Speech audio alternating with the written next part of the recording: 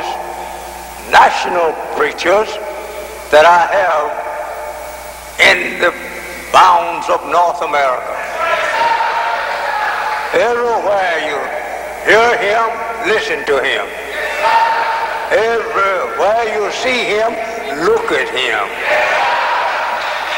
Everywhere he advised you to go, go. Everywhere he advised you to stay from, stay from. So we are thankful to Allah for this great helper of mine, Minister Farrakhan. And I say continue to hear our Minister Farrakhan.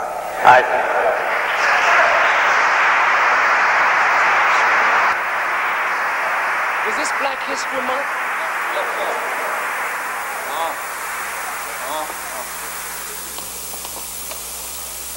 Why did they give you a month?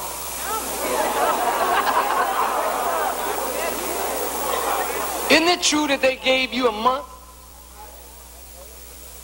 to study up on your history? And every day of the year you're reading theirs? How can you be justified in studying your history for 1 month when time doesn't even show when you began on the planet?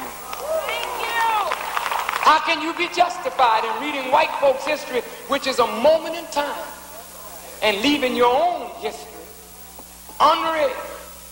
And what you study for this week is not really your history.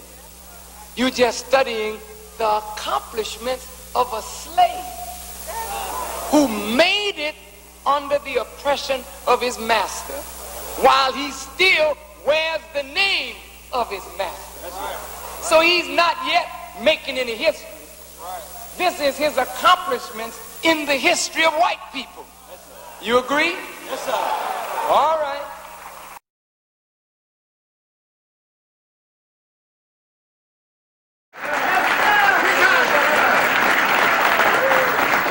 Likewise, when you saw the work of moral reform, when you saw the schools, when you saw the farms and the factories and the things that Elijah Muhammad was doing, when you agreed with that, indirectly you were saying, I love his philosophy and teachings. What did his ideas and this synthesis concretized in a programmatic way called the Nation of Islam, what did it do for black America? Listen. Before the Honorable Elijah Muhammad, the word Negro was the common word, or colored people. With the advent of the teachings of the Honorable Elijah Muhammad and his unique perspective on the history of the black man, he opened up our minds to who and what we were, not only in the cotton patches of Georgia, but beyond the Mayflower. And not just beyond the Mayflower, but back to the pyramids and the Sphinx and the buried civilizations under the sands of Africa. But not only there, he took us back into the rocks of the earth, and then he took us into the stars, and then he took us beyond the time when there was no sun, there was no moon, there was no star, and yet we were there.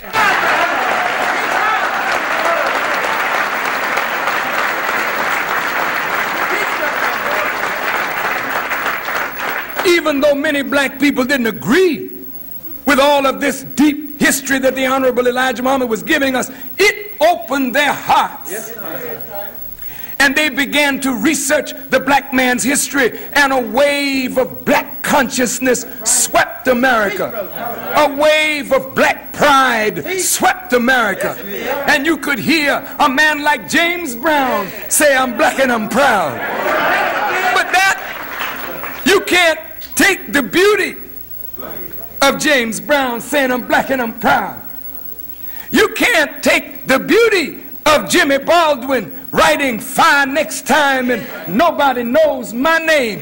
You can't take the beauty of John Killens and these great historians without saying, who made it possible? You love the fruit, but let me show you the tree.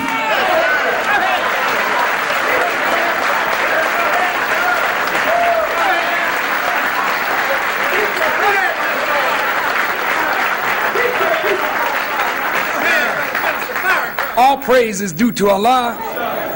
Beloved, this black consciousness, this black pride was so embedded in our young people that as they went to the schools and colleges and universities, they demanded to know more about themselves. And so black studies was born on the campuses of America due to the message of the Honorable Elijah Muhammad. This programmatic thrust that was called the Nation of Islam, it gave the world Malcolm X. And the teachings of the Honorable Elijah Muhammad indirectly through Malcolm X touched every segment of black life. The teachings of the Honorable Elijah Muhammad affected the writers, the poets, the artists, the dancers. He affected the persons in business. Everything that was in black America was touched by the word of Elijah Muhammad through his ministers, through his students, through his followers.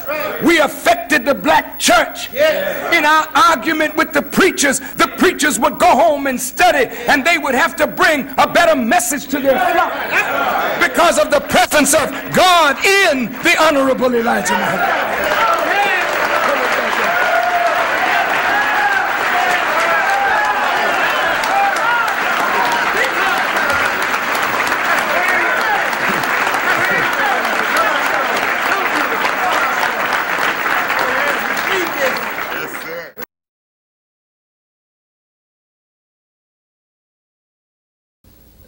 Yes, ma'am.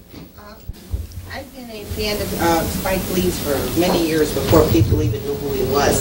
So just the other day I saw the movie Malcolm X, and I'm a little confused there. I don't understand what that was all about and why he was assassinated by his own people. I don't understand it. Could you give us some, education about that? Myself, after I watched the movie, I was for Malcolm X. That's the way it was designed.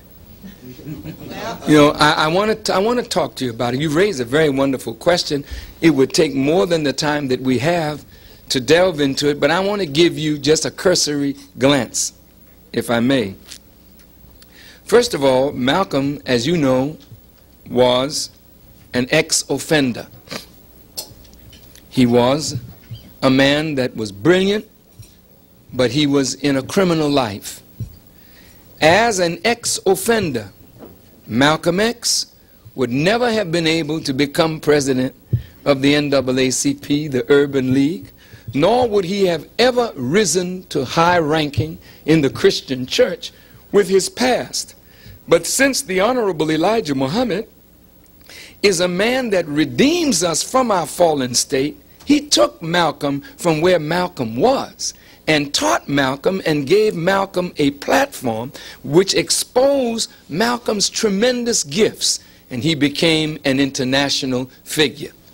Now, that movie was put out by Warner Brothers. I believe that those who run Warner Brothers are Jewish. Now, I asked the question, did you know, Mr. Wyatt, did you know that 30 years ago, when Malcolm was alive and in his heyday, that if you would go back and get the dossiers written by the Anti-Defamation League, how did they characterize Malcolm X? They characterized Malcolm X the same way they characterize Louis Farrakhan today, as a dangerous anti-Semite. Now I'm asking you, since Malcolm never retracted any word that he said, because it was Malcolm who first brought to the nation, not Elijah Muhammad, Malcolm brought to us the protocols of the learned elders of Zion, asking us to read that. It was Malcolm who exposed Spingarn as the real power behind the NAACP.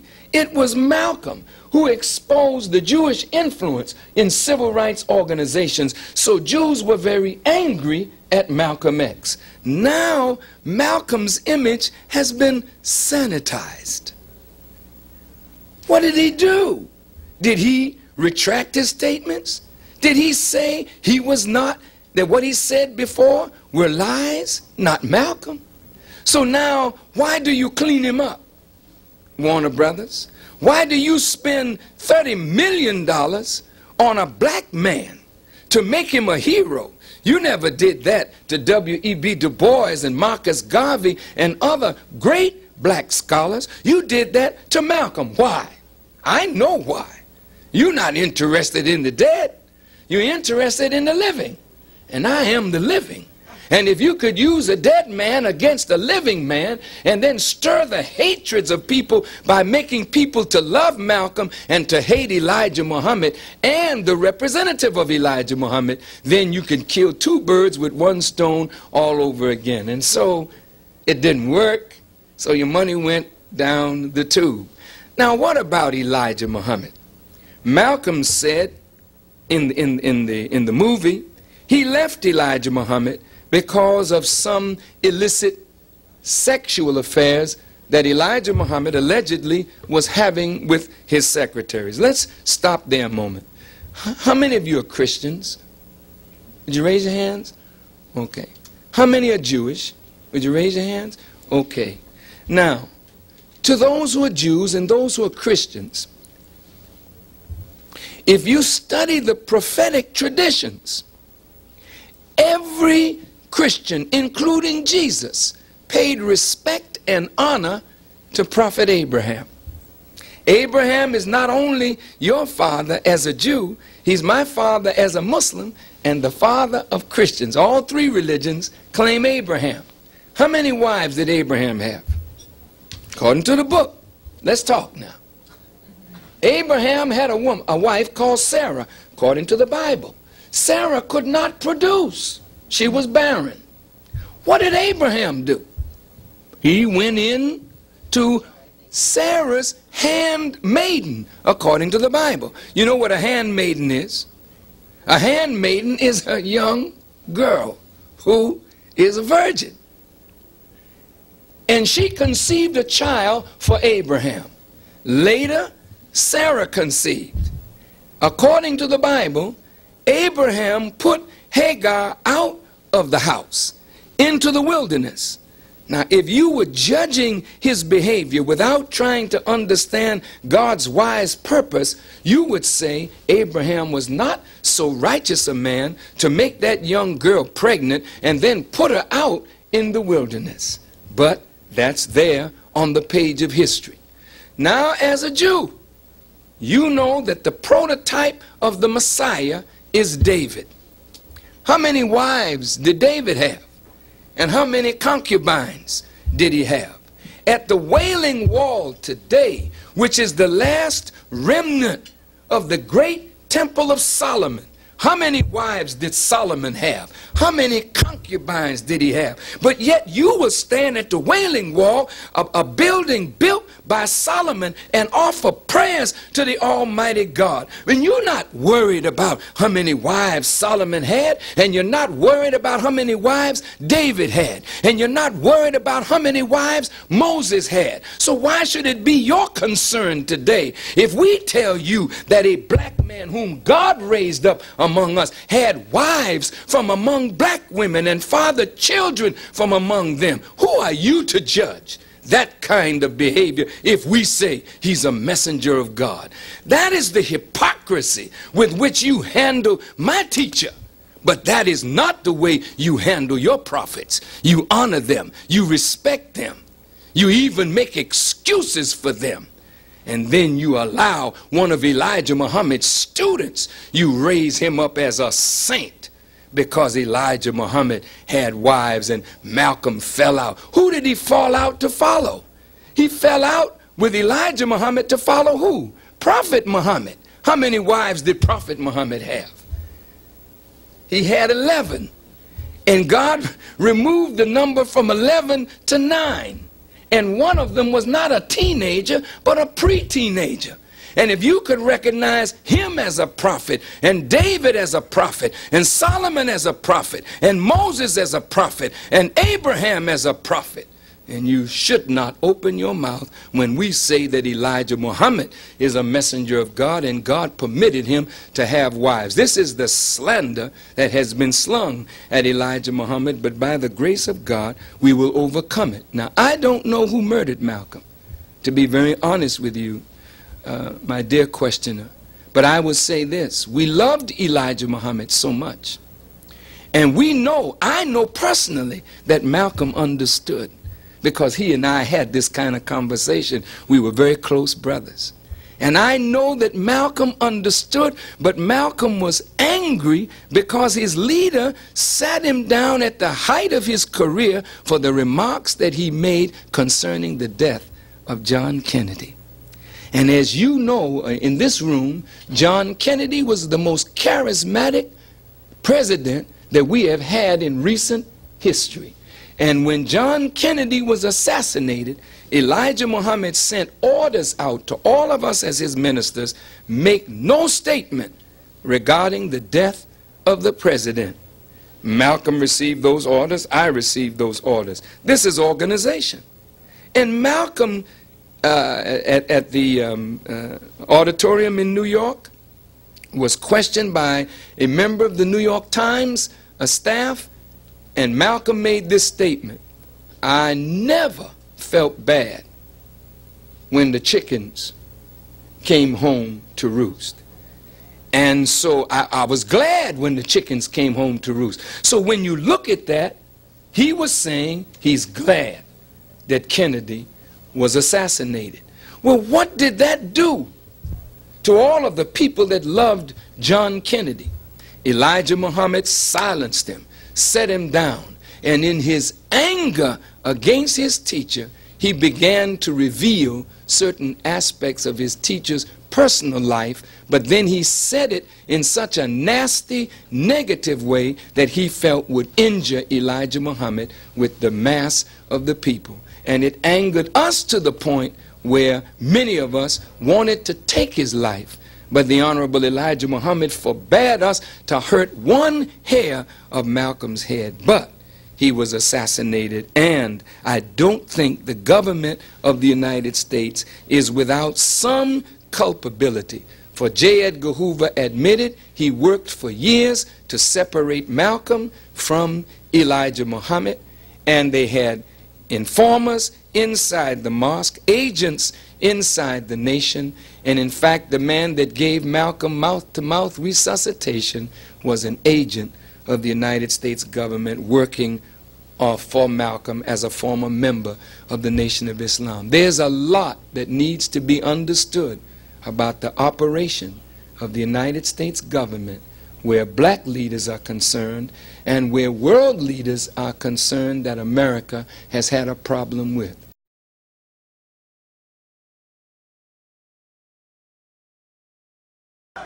And because we don't know Allah, know God, and know ourselves, we don't know one another. Look, when I see you, I know who I'm looking at. There's not one of you in this place that I don't love. I may never have met you before, but when I see you, I know who I'm looking at. And I know that I have a duty by you. And you will never find me disrespecting any of you because I know who you are. It makes no difference how young or how old. You are from Allah. Listen now.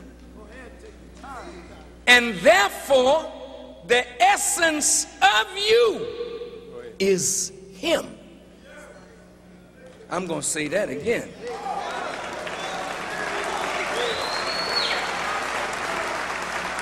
You are from Allah.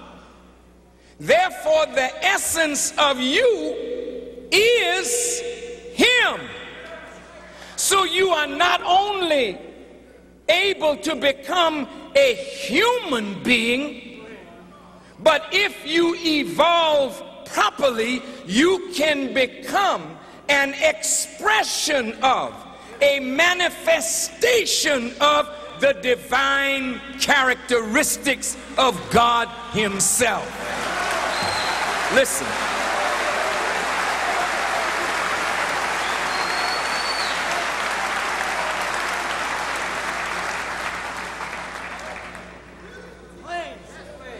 So the Bible says, how can you love God whom you have never seen and hate your brother whom you see every day?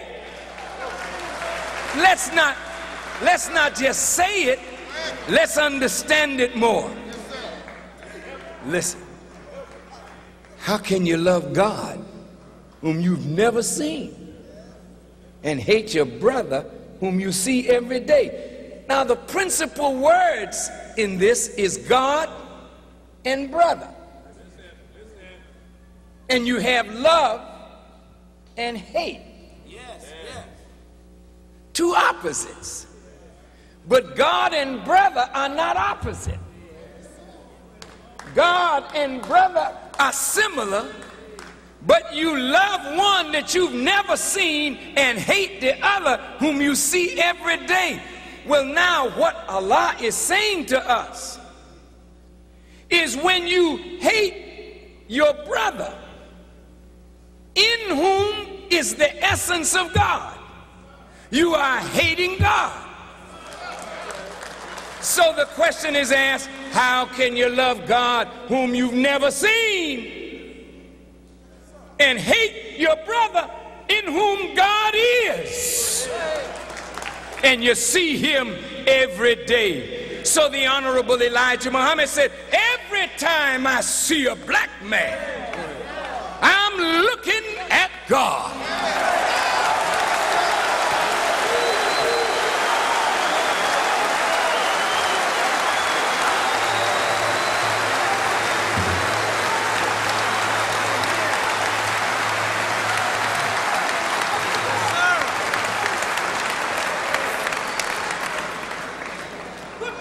To some Muslims, that may sound blasphemous. But if you look deeply into it, when I see you, brother, I don't have to wait to bow down to God. I respect him so much in you, I bow to you. You are lesser than he. So if I'm respectful of you, who is less than the Almighty, then I'll never be disrespectful of the Almighty if I'm respectful of those whom the Almighty has created.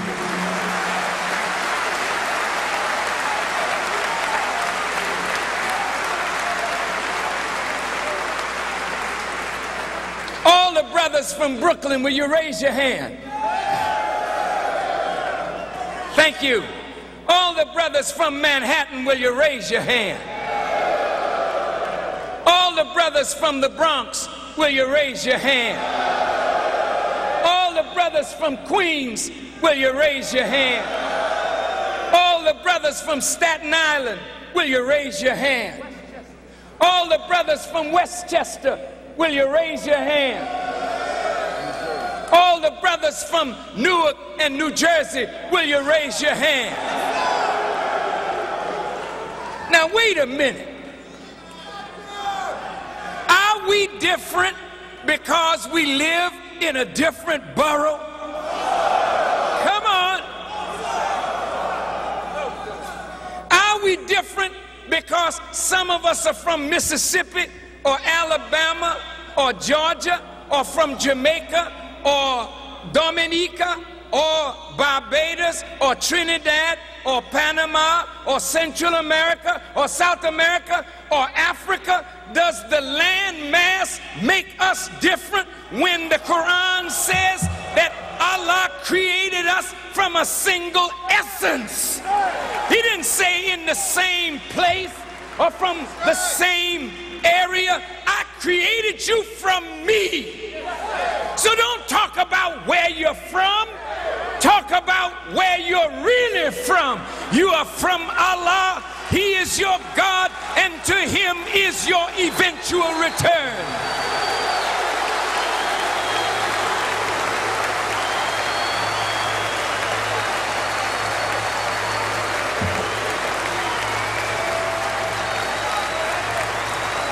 So,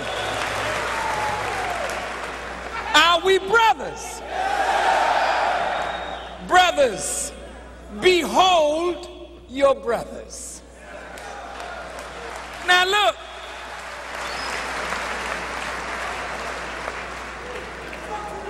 this is your flesh, this is your blood, some light, some dark, some near white, some with some hair, some with no hair, some with kinky hair, some with curly hair. It ain't the hair that makes you brothers. It's not the color that makes you brothers. It's the origin that makes you brothers. And you and I originate from God. Is that clear?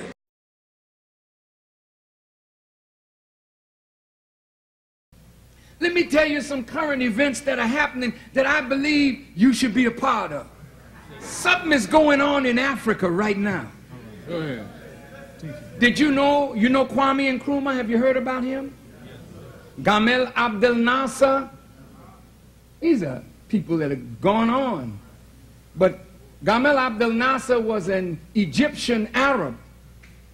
And Kwame Nkrumah was an African leader educated in America, but together they came up with the thought of the United States of Africa. That was a dream deferred because African governments wanted their sovereignty. The president wanted to live in the old colonial palace and ride in the big cars, and we went through all of that. Now Africa has come of age and said we can't do that no more because the Europeans have united in the common market. Asians are uniting. Canada, America, Mexico uniting. So Africa will never be able to deal if we are 55 separate states. We must become the United States of Africa. And so a move was made. They didn't even publicize all this media here. They met in Libya. And Muammar Gaddafi called such a meeting. And the African leaders came 2 years ago, and then this past year, they came and they voted. 43 heads of state voted to end the Organization of African Unity and to begin an African Union toward the United States of Africa. They want to set up a central bank and one currency. And they're working out the problems that would keep us divided by ethnicity, tribal, and language division. Now, it seems to me that if the rappers knew what was happening in Africa, and if the rappers know the heart and mind and soul of your people in America to want to come together. Look at what's happening with the Palestinians and the Israelis. Human beings so bereft of the spirit of life that they'll strap a bomb on themselves because they have nothing to lose. And then Israeli children dying from bombs, Palestinian children dying from bullets. What do you have to say about it? Can you be a peacemaker? The scripture said, blessed are the peacemakers, they shall be called the children of God. What about the brown and black condition in America? The Hispanic community growing fast. And they want to put the black and the Hispanic community against each other like we are natural enemies when we are natural allies. So in the prison,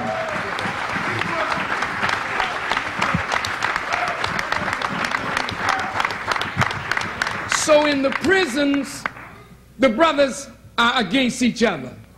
In the streets, the brothers are against each other. What do you, as the leaders, have to say about that? Can you rap in a way that a Mexican youth, a Dominican youth, a Hispanic youth can say, I'm not for that no more. We got to come on down with some peace. What do you have to say about the DCFS snatching black children, brown children, and orphaning them off into strange environments, putting them in captivity as children and then growing them to feed them right into the penal system? What do you got to say about that? What do you have to say about the drugs that come into America, and America got these beautiful satellites that can spot a grapefruit on the ground and tell you what the label is on the grapefruit, but can't find the drugs that are coming in? What do you have to say about the gun manufacturers?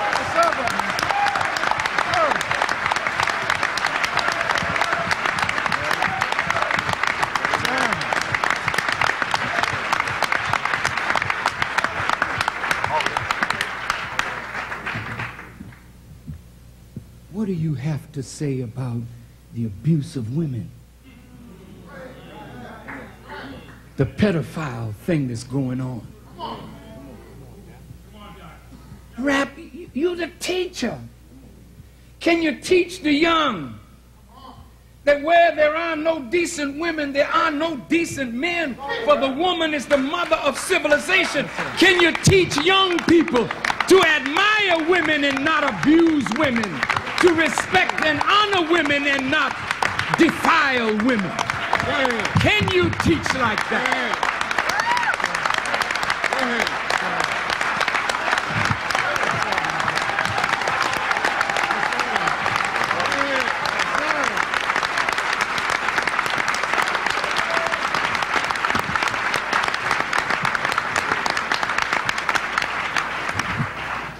What do you have to say about racial profiling? To teach on that. Driving while black. What do you have to say about the condition, the reality of your people and a corrupt educational system? What do you have to say about preachers who feed themselves and not the flock? What do you have to say about leaders who are pimping the people but not feeding the flock as Jesus asked the leadership to do? You got so many subjects to talk on. Go ahead. I know MF is a strong word. Go ahead. I didn't say it. But MF is a strong word, and every third word coming out of your mouth, MF, this is MF, man, MF. And you popularize MF. And you know why that's a popular word with us? Do you know why that word is popular? Look at you, brother. Come on over to my crib. When does a house become a crib except you a baby playing games? So you go in the house and your wife got a rattle for you? And a nipple for you? See, MF got significant social ramifications. Yes. Go ahead. Because mama could never nurture us to be real men. She tried her best. But a man wasn't around to help us grow into real men. So we marry our women and they have their first child. So sometimes we call her mama. Hey, mama. Because she's part of the nurturing process. So when you say MF, what you saying? See, you're having sex with your other mother. She's looking for a husband. You looking for a mama. You're looking for somebody to nurture you and finish the process that should have begun and ended before, but that process was never completed, and that's why we have a slang that depicts the condition of our reality.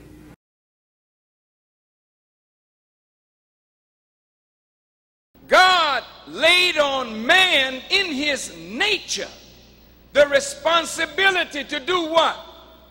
God gave man power, dominion over the fowl of the air, the fish of the sea, and every creeping thing that crawls.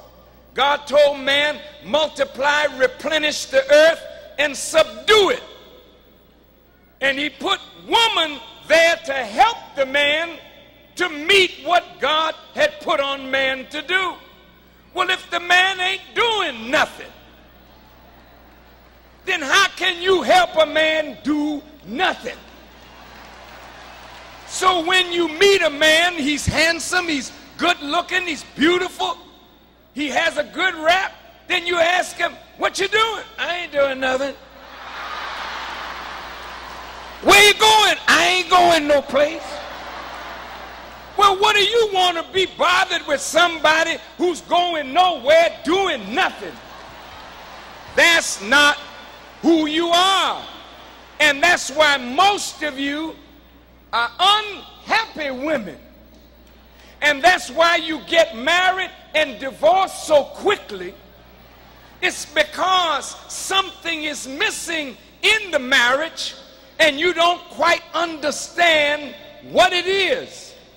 But it's not the man's fault. Sisters, don't blame him.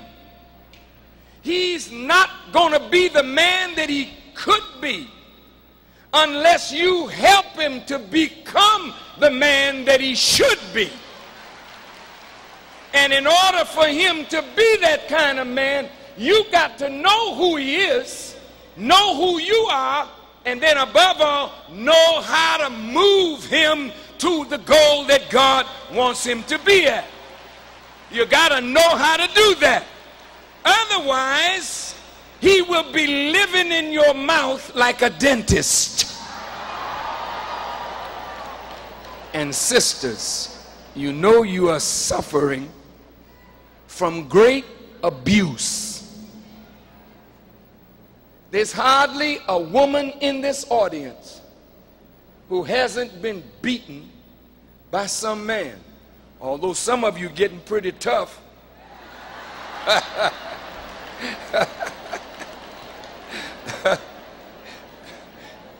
You beating up your husbands nowadays.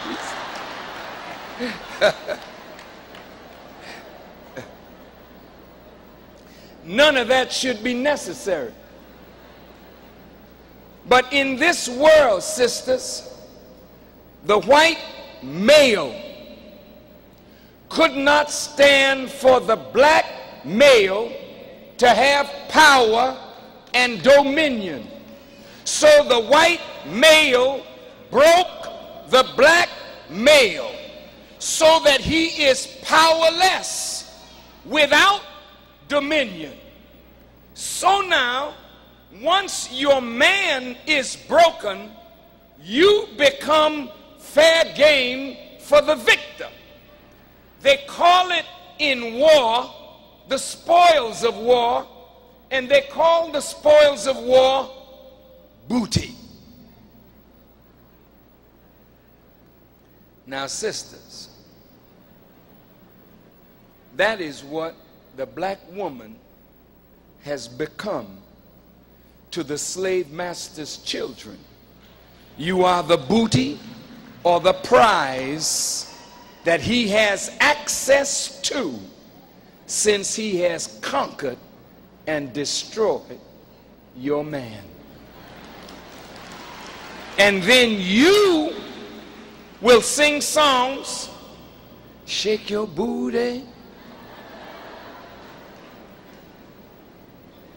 and you will do dances that suggest that that's who and what you are. In the 1960s, singing groups called themselves the Supremes. Supreme meaning the highest. Today, our women are calling themselves bitches with problems and whores with attitudes. And we have accepted that. That shows you how far down our women have fallen. And if a nation can rise no higher than its woman, and our women are looked at as bitches and whores, and this is accepted in the society, then the nation has gone to hell, because they have lowered the woman down.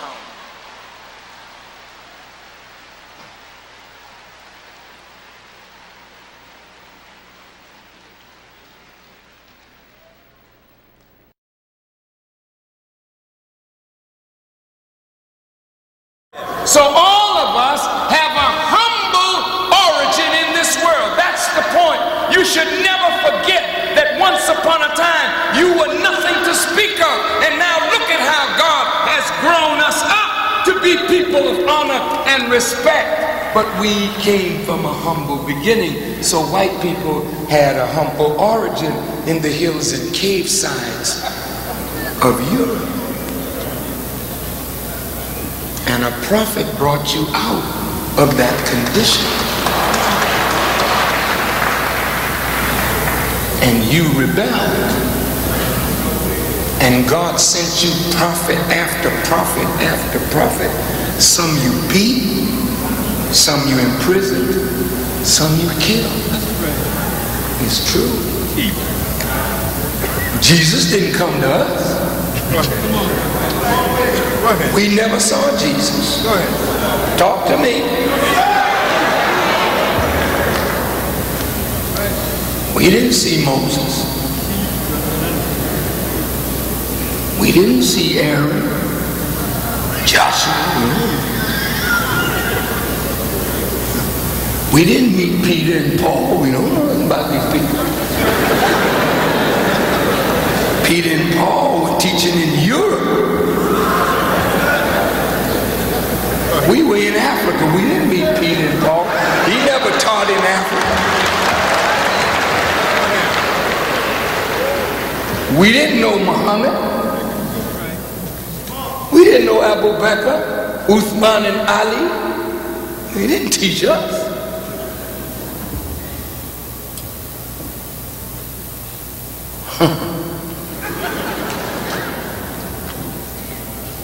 You were our teacher. You brought us here.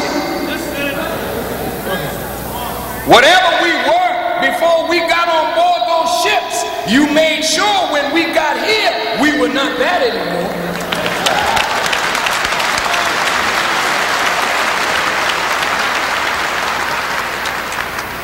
Europeans came out of the Dark Ages. They were once tribes. So the Angles and the Saxons became England. The Normans and the Franks became France. The Ibero, the Bastitani, the Tartessians, the Turdetani, the Celtics, and the Celtiberians became the Iberian Peninsula, Spain and Portugal. The Huns, the Goths, the Visigoths, and the Germanic tribes became Germany. The Slavic tribes became the Eastern European tribes. Talk to me. The Vikings and these others became Norway, Sweden, Denmark, and Finland. And since you all didn't get along as Angles and Saxons, Normans and Franks, then the English and the French never got along. The Portuguese and the Spanish, they didn't hang too tough. The Germans and the others, they didn't get along. They hated one another. So when the New World was discovered, as they said, by Cristoforo Columbus, poor fella, he was trying to find a new route to the east. He wanted to go to India. And he ended up in what they call the Caribbean. He said, oh, these must be the Indians. They didn't tell him they were the Indians. He called them that to cover his sickness. I'm so far off course, you know what I mean? The Indians didn't say, oh, look, some white people. They knew you were strange, but they said, come in. Yeah. They didn't shoot you down with their little weapons. They said, come in. You came in and destroyed them. Everywhere white people went on the earth, they were welcomed by the native people because we didn't care nothing about the fact that you were white. We were not racist. We said, come in, and you came in to Azania now.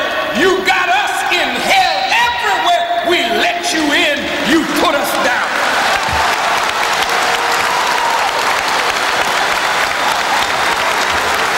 That's right.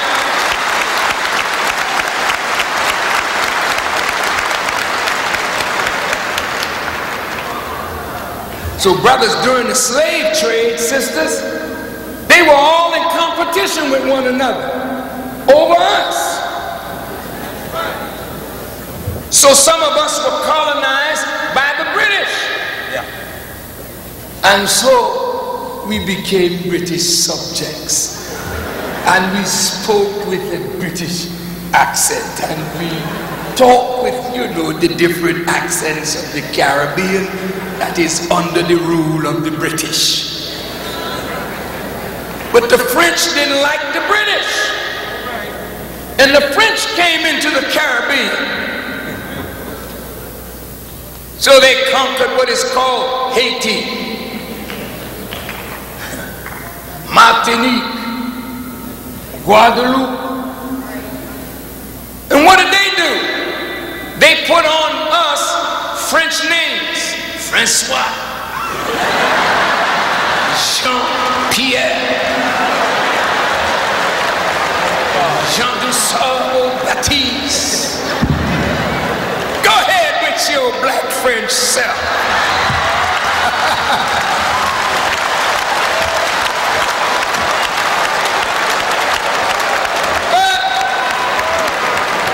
My brother from Jamaica, Trinidad, and Barbados, they give away them funny name, So you got your English name and your clipped English accent. And so since the British didn't like the French, you don't like the Haitians. You see what a damn fool the white man has made of you?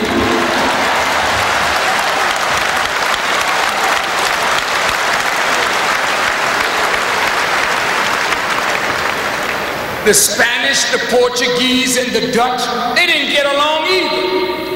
So here's Haiti right next door to the Dominican Republic.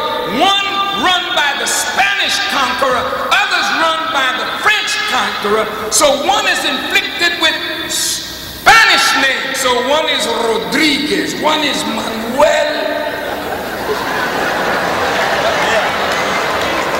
one is Saint. Comment allez-vous aujourd'hui? The other was saying, ¿Cómo está usted? Both of them black looking at each other. I don't like you. You don't like me. Where did you get that from? Your foolish conquering French and Spanish hatred. Now they put all of that madness in us and we're carrying out their mischief even to this very moment right here in Miami, Florida.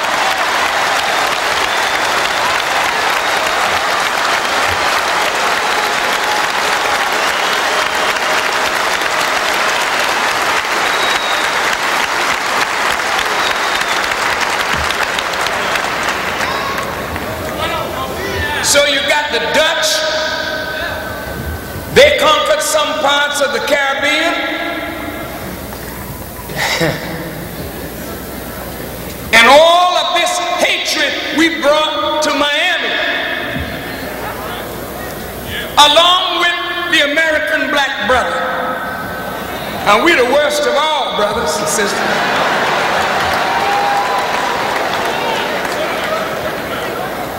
The poor American black brother, they really did a job on us. They left the drum in Haiti. They left the drum in Cuba. They left it in Trinidad, in Barbados, in Jamaica. They left us with the drum.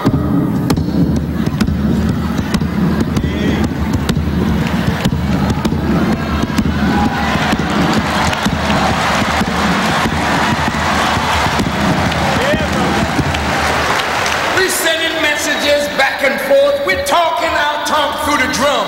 White folk don't know what we're saying. We're telling the other brother, get it.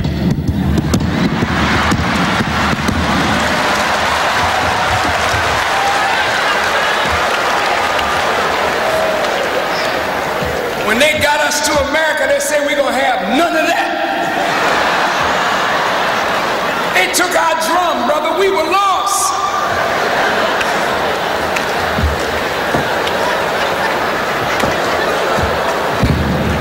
White folks said these niggas would never see a drum in the United States. We saw what they did in Haiti with Toussaint Louverture and Dessalines whipping Napoleon's best army. That's why they want to keep on crushing Haiti, because they never want Haitians to infect us with the germ that they produce, the greatest warriors in the Western world.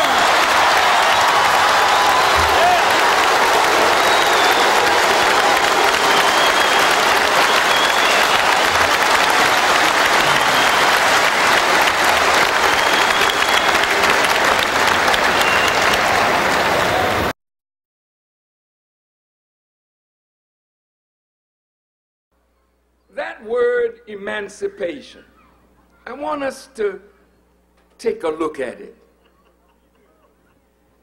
Tomorrow, July 4th, in America, they will celebrate 232 years. They don't call it emancipation.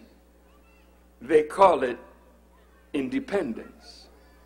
What's the difference between emancipation on the 3rd of July in the American Virgin Islands and the independence that Americans will celebrate tomorrow? What is the difference between theirs and ours? There is a difference, you know. And the difference is this. They fought the British. They overcame the British. Then they could declare their independence. They cut off the ties from their former colonial master. And then they became the masters of their destiny. You are not that yet. We are not that yet. So let's look at what emancipation is. It comes from a Latin root, mancipere, which is the infinitive of the verb, which means to free from your hand, not necessarily from your control. I'm going to say that again. See, the Danes are not here now, and they're not a lot of Americans, but the power of control is here. And the control of the destiny of the descendants of Africa that live not only here but in the Caribbean is real. They freed us from their hand but not from their control. And that's why when you want to be properly educated, you'll go to America, you'll go to Denmark, you'll go to France, you'll go to England, you'll go to the Netherlands. Whoever the former master was, you go there for higher education. And when you go there, they don't educate you to come back and set up for your people what they set up for theirs. So today, let we talk about real emancipation.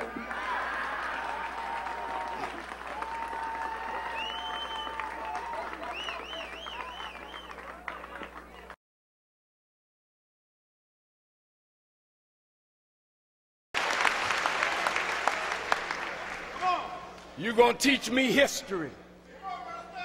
Where the hell am I in the history book? Don't run away from me now. Y'all getting scared and running out? Or did I send you to the bathroom? What? Teach, minister. Go ahead, sir. Come on, the apostle.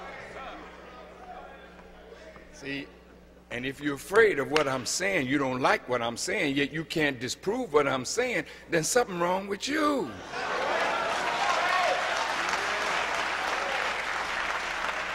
So I'm going to give you a checkup from the neck up. Come on, minister. And we're going to see what's wrong with you. Yes, sir. Dr. Farrakhan in the house. Go ahead, minister. Go ahead.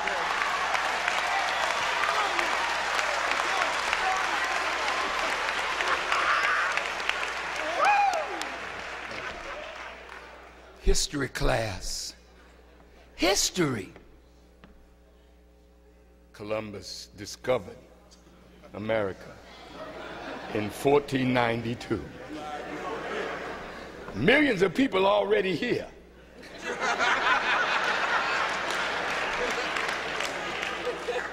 Well, he didn't discover it for the Native Americans. He discovered it for himself. You know why he's a new discoverer? Because he's a baby. He knew on the planet. Everywhere he went, he found somebody already there. He's not a native anywhere. He's not a Native American. He's not a Native African. He's not a Native Hawaiian. He's not a Native Australian. He's not a Native New Zealander. He's not even a Native European. Break it down here, apostle. Give it to your people. Go ahead. Hey, walk it. Oh, this is it. So you got all these black children in school. Tell it. What are you teaching them? Well, I'm only teaching them what I was taught. That's the problem. Because you were taught not to be a critical thinker. You were trained to fit into the paradigm of Western education, which is to make you a slave and a servant of white supremacy.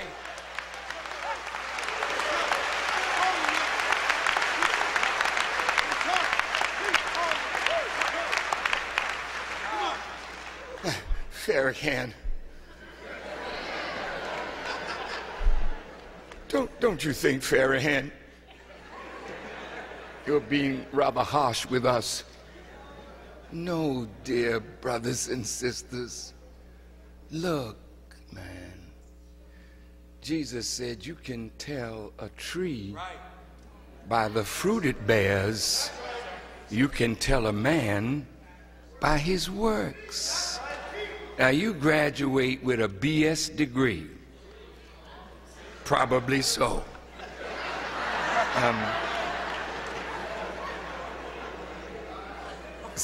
What, did I say something wrong? Oh.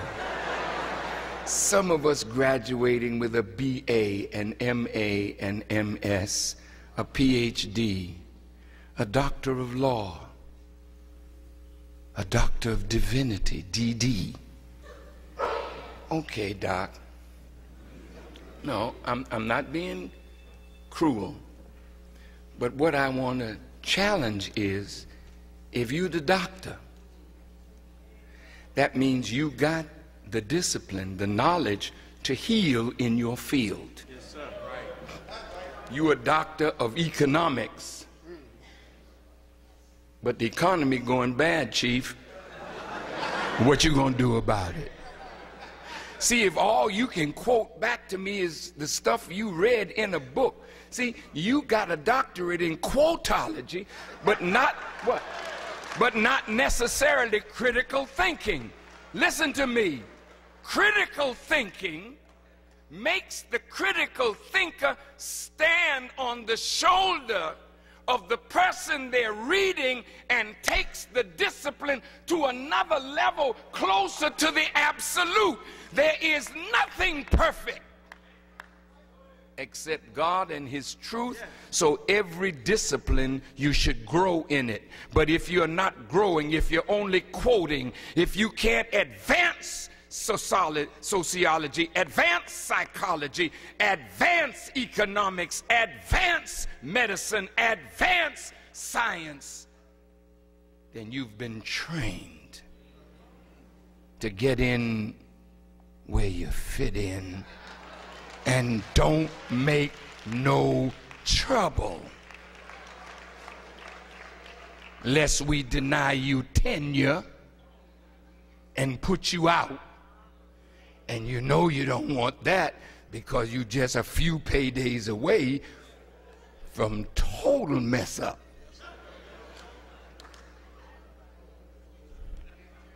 Look, you can tell a tree by the fruit it bears.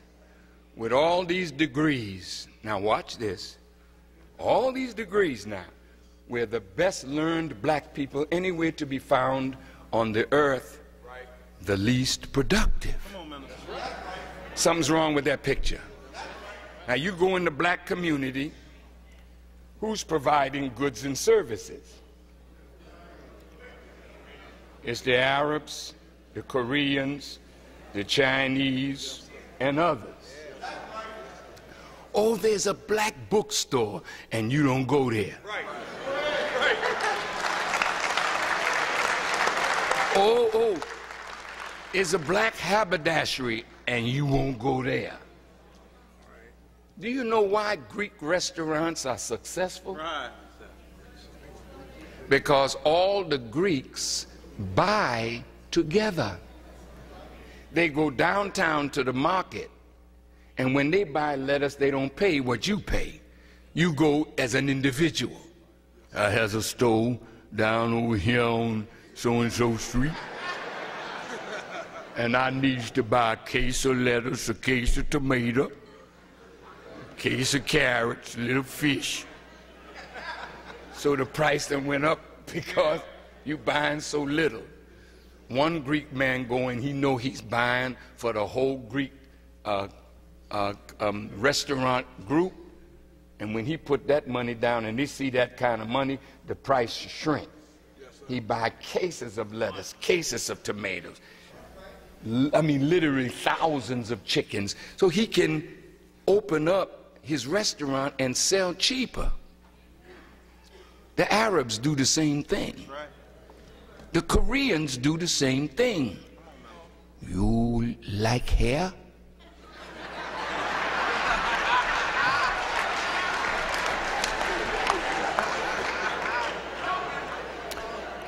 We give you hair.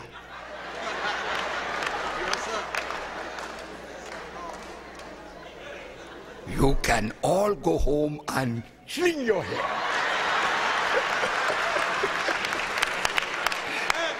Come on, Minister. You like long nails? We fix.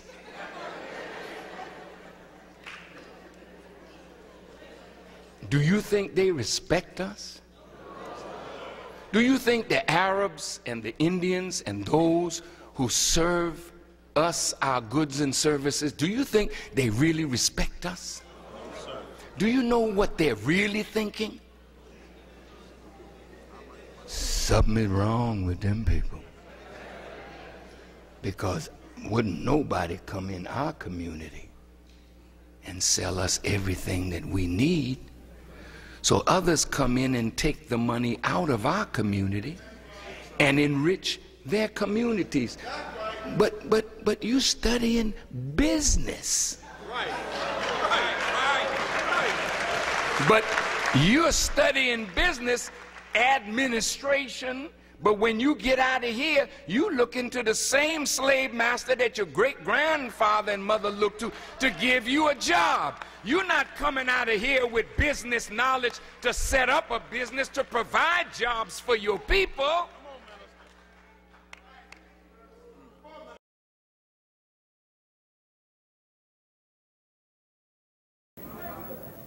But Malcolm went to school, the public school. We call it the killing fields.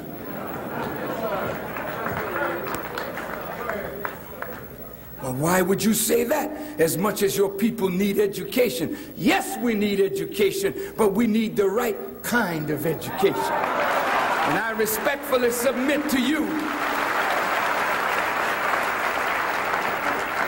that 100 years after they let us in church and let us in their schools, look at the condition of our people. You can tell a tree by the fruit it bears. If we had a good education, if the religion had gone deep into us as Jesus would have intended it to be, we would have been a better, more moral acting people today. Talk to me.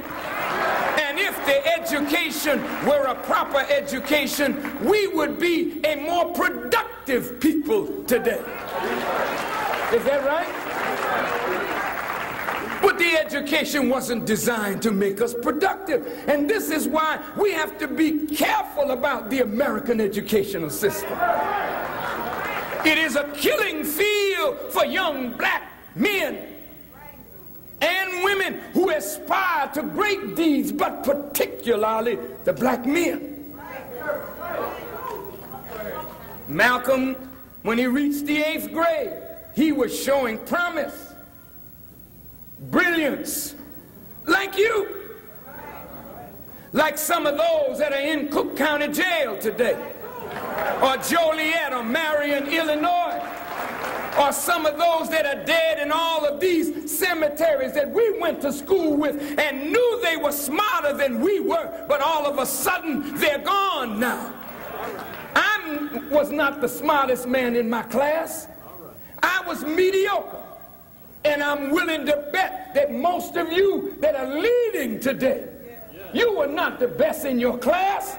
You were mediocre. But what happened to the top of the class? It's gone. It's dead. It's in jail. It's on drugs. It's destroyed.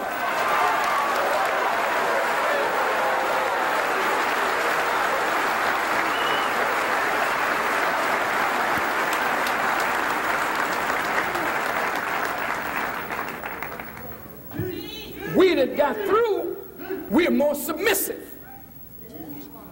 We submitted to our teachers. And we let them bend us and mold us. And the more we looked like we accepted the bending and the molding, they applauded us. They patted us on the back. They gave us a star on the forehead. They gave us a passing grade. So you become the first Negro to do this, or the first Negro to do that, or the first Negro on Channel 5, or the first Negro on Channel 7, or the first Negro.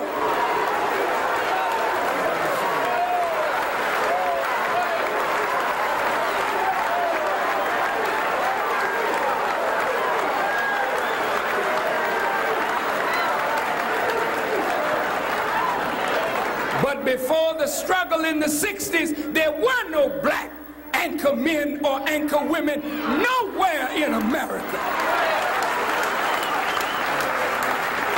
You got your position on the backs of those who struggled, who lived, and who died, and now you got to pay that debt back to your community.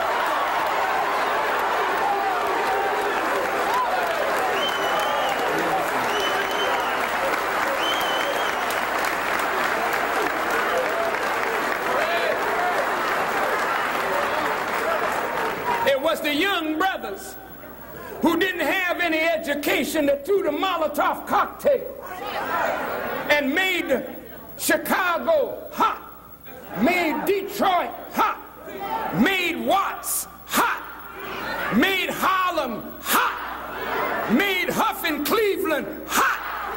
And white folks didn't want to go where the heat was, so they had to grab some of you Negroes off of the black newspapers and black radio stations and send you into the ghetto to talk to your people. So don't you ever forget it. You owe a debt to black people. And it's right that you honor Malcolm. Not come here to see if I say anything that your editors can use against the struggle of black people. But you go back and you fight like hell to see that the piece that they put on the news tonight is worthy of your presence.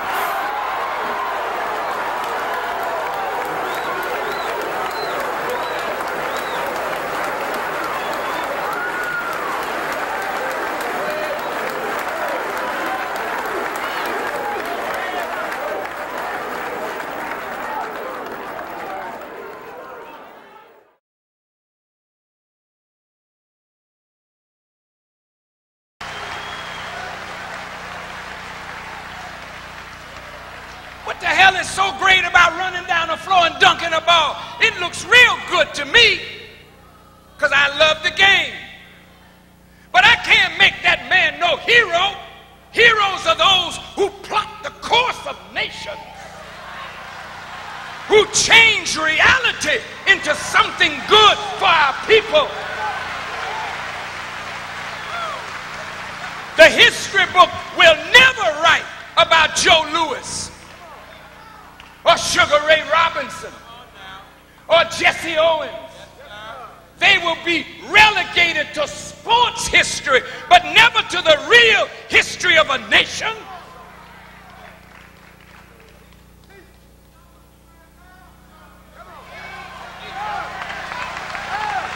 O.J. Simpson, like most of our sports and entertainment figures, some of you right here tonight, who are some of the best ball players, best football players, best runners.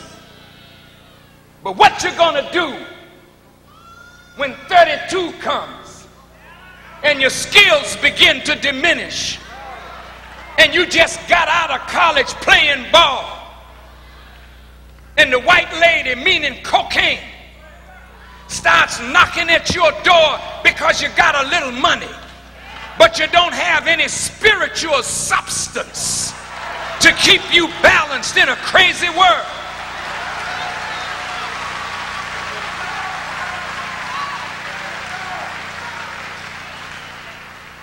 And I don't ever see any of you with a black agent, very few of you. You always come up with a white agent. A white man managing your books. Or a black one too that's crooked.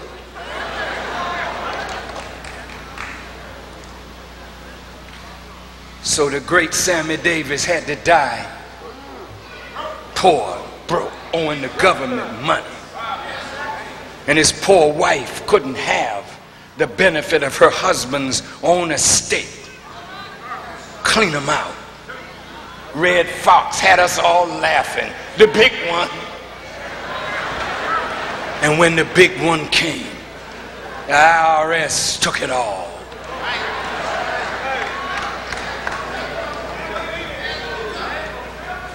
All our leaders in sports and entertainment locked down by a wicked cabal of bloodsuckers of the talent and vitality and strength of those who could make a difference. Now you can call that anti-Semitism if you want, but I call it truth of some bloodsuckers that won't let my people go free.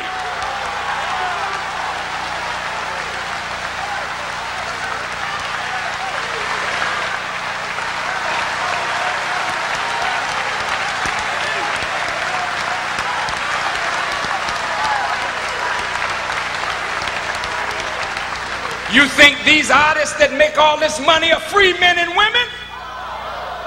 They're minstrels from a plantation. All your black sports figures are pieces of meat bought and sold but not free. Black newspapers enslaved. Black magazines enslaved. Black radio stations enslaved. Black television enslaved. Don't tell me I don't know what I'm talking about.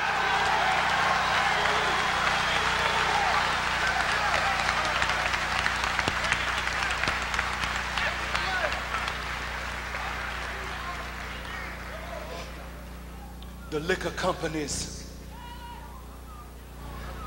the tobacco companies that are feeding death into our communities control all black publications. I opened the black weekly newspaper here. It's our voice. It's all we got. But the centerfold is white food merchants. If they threaten to pull that ad out, you can't even print next week on your doggone circulation. You're not free.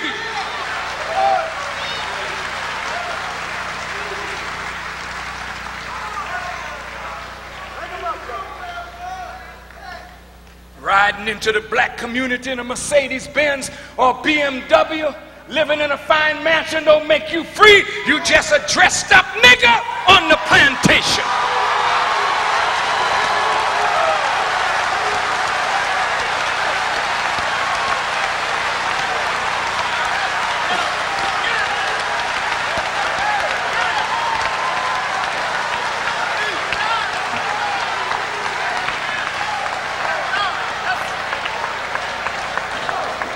College presidents aren't free. Your college president here is not a free man. They want to be free, but they're slaves. PhD slaves. Going to Raleigh, begging for crumbs from the master's table so they can get a new building here and a new building there. Why the hell are we in this sweat box?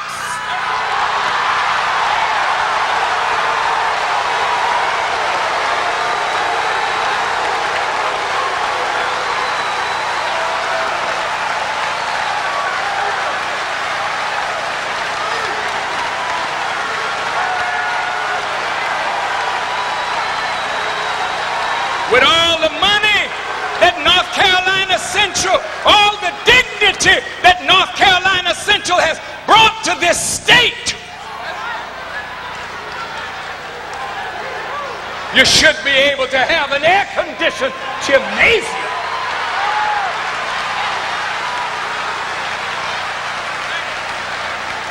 You're not free.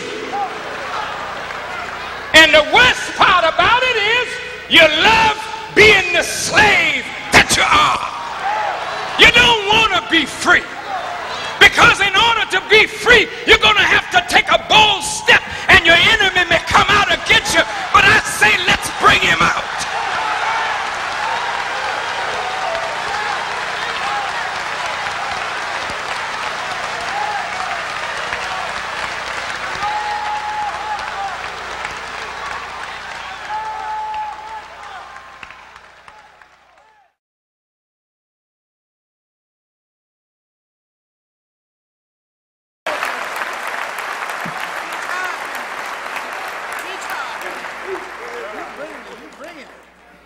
In reality, we have the illusion, the trappings of progress, but little else to show for our 452 years of bondage as slaves and now as free slaves.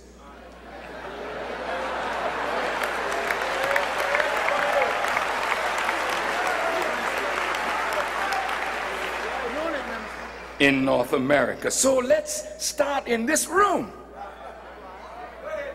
I'm looking at you, you're looking at me. Boy, some of us, I mean, we're really well dressed. Nice shirts, nice suits, fine shoes. I'm sure you drove up in a nice car, bless your hearts. You have beautiful dresses, sparkling jewelry. And by all appearances, it does seem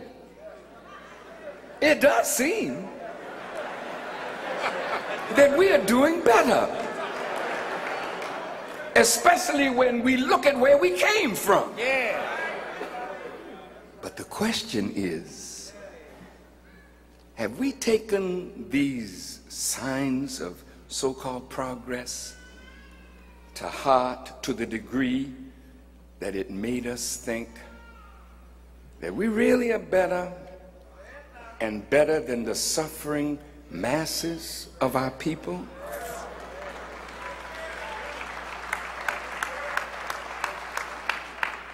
If we think we're better, by what standard are you measuring betterment? And if our betterment is only for a few,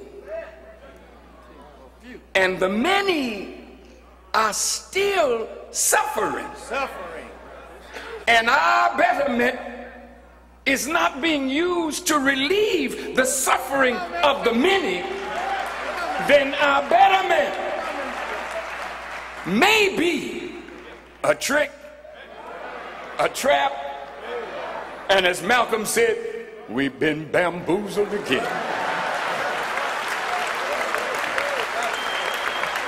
Now, if we look at the proverbial crabs in a barrel, the crabs are trying to get up, but another crab is pulling the crab down. Well, just suppose somebody is at the top of the barrel looking at the crabs, watching the drama of the crabs. And suppose he or she says, come, let us deal wisely with those crabs. Let's take a few out of the barrel and put them at the top of the barrel and let them look back down on the other struggling crabs. Go ahead, minister, go ahead. If we do that, it will give the other crabs the notion that they too can get out. But the crab that's at the top of the barrel didn't get out because of his own talent and ability alone. The crab got out because the master took him out and allowed him out for the master's purpose.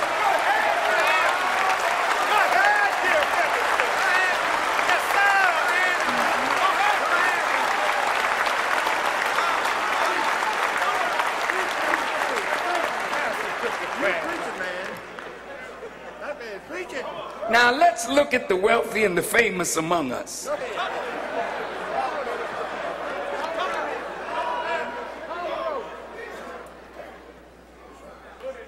No, I'm not here to knock our wealthy and our famous. I love them.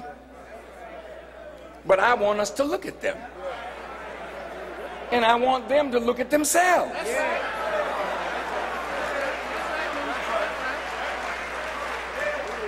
Now, if we look at the Oprahs, the Cosbys, the Jay-Z's, Kimora, Lee Simmons, and the Fab Lane, and all of our beautiful sports and entertainment figures that are now multi-millionaires. Yeah. Every one of these have good hearts, and every one of these are trying to do some good to give back to their communities. And that is an effort that we must applaud.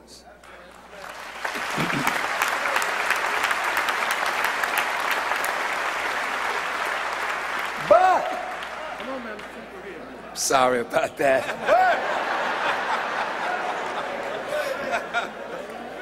The man that owns the barrel could have pulled all the crabs out. But he gave only a few a doorway out so they could sell to the others the lie that they too can get out. And they have become a buffer between the angry black masses and white people of power and influence that got us looking at our own rich as though they've betrayed us, when the wise demons behind them have used them as a buffer to protect them from the anger of the wise or the poor white, the poor black, the poor brown. Yes, sir.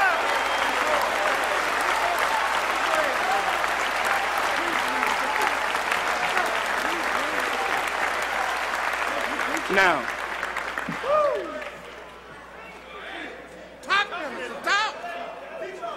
see, now those that are really rich, they can't get the other crabs out. Listen. And unfortunately, most are afraid. That's right. To even attempt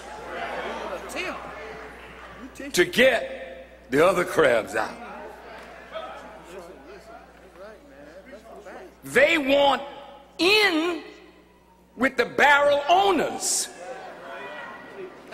because their comfort level is not in the barrel, but their comfort level is with those who took them out. Yes, sir. So they don't have the strength to say, come out of her, because they're too deep in. Too deep. You teaching them, man. They can't say, come out of the world and let's be with Christ. I mean, really say it. Of course they can say it. Everybody is saying Jesus. This is the end thing. That's right. That's right. It's big business to preach Jesus.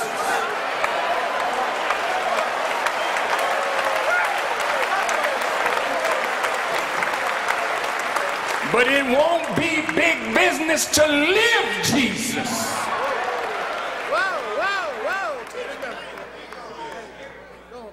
If you take the courage to tell the people, come out, you can be in it, but let's not be of it. Come out.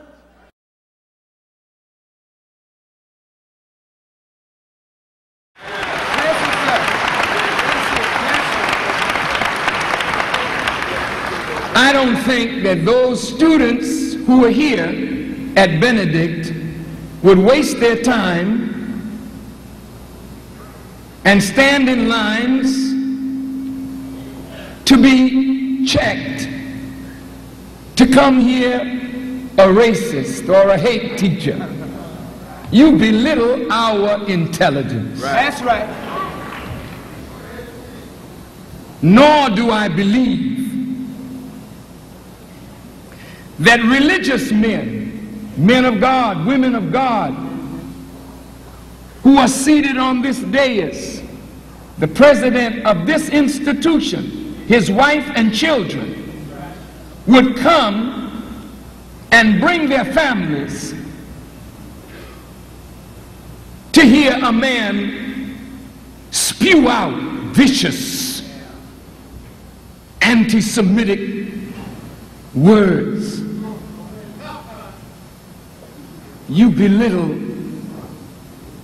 their intelligence and their decency.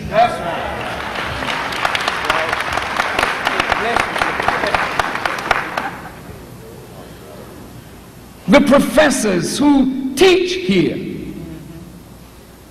don't teach their students hate, anti-Semitism, or bigotry. This president, these religious people teach their students that the root of God is love. All right.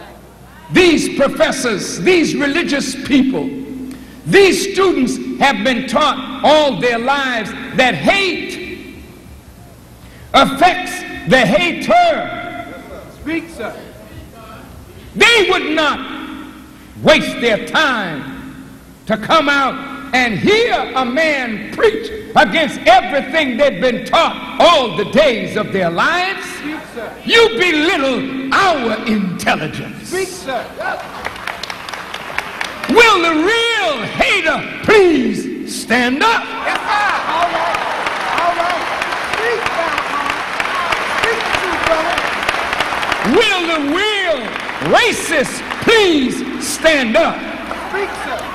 Will the real hater and separatist and anti-Semite please stand up? I'll sit down. Speak, sir. You don't need us. Bless you, Farrakhan.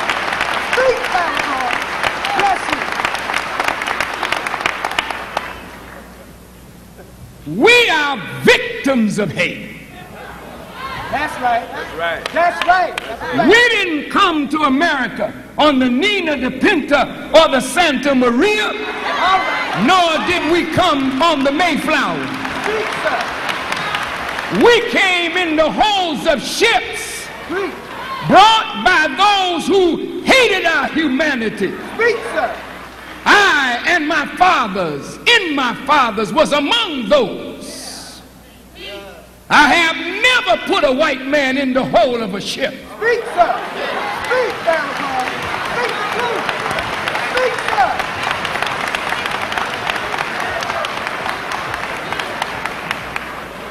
I have never enslaved a white man. Speak, sir. Right, teach, I have never robbed a white man Speak, of his name, language, country, religion, God. I have never done this. Speak, sir. Speak, sir. Speak, sir. Speak, sir. But I and we are victims of a hater.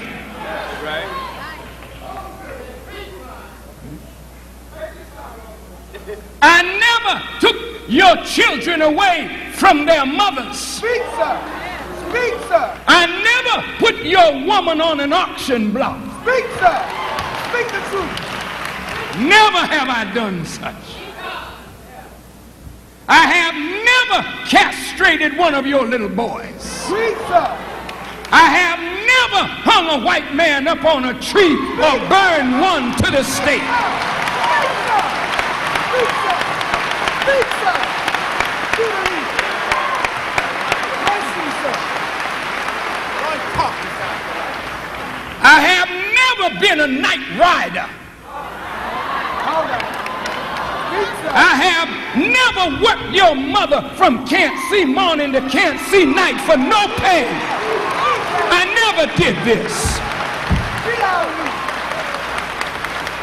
I never broke up a white man's family and deprived the white man of the ability to provide for the children that he produced. I never did nothing like that. Speak, sir. I never called a white man a nigger. Speak, Farrakhan. Speak, sir.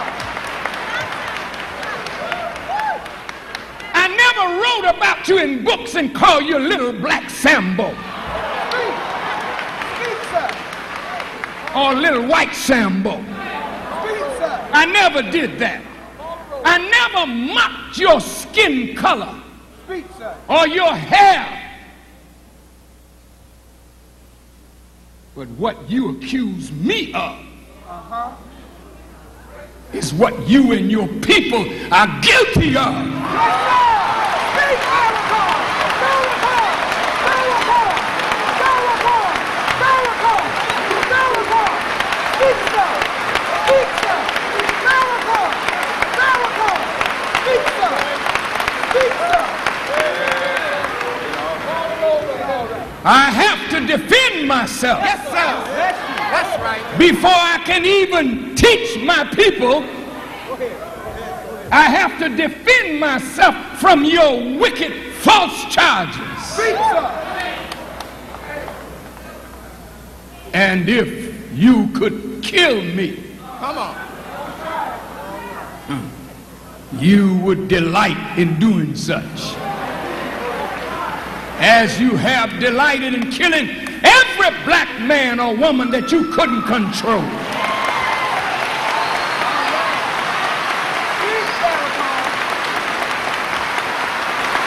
So they're angry because thousands of black people all over America in halls like this are coming out to hear what Farrakhan has to say. And I'm not a clown, I'm not a buffoon, I'm not a singer or a dancer. Speak, sir.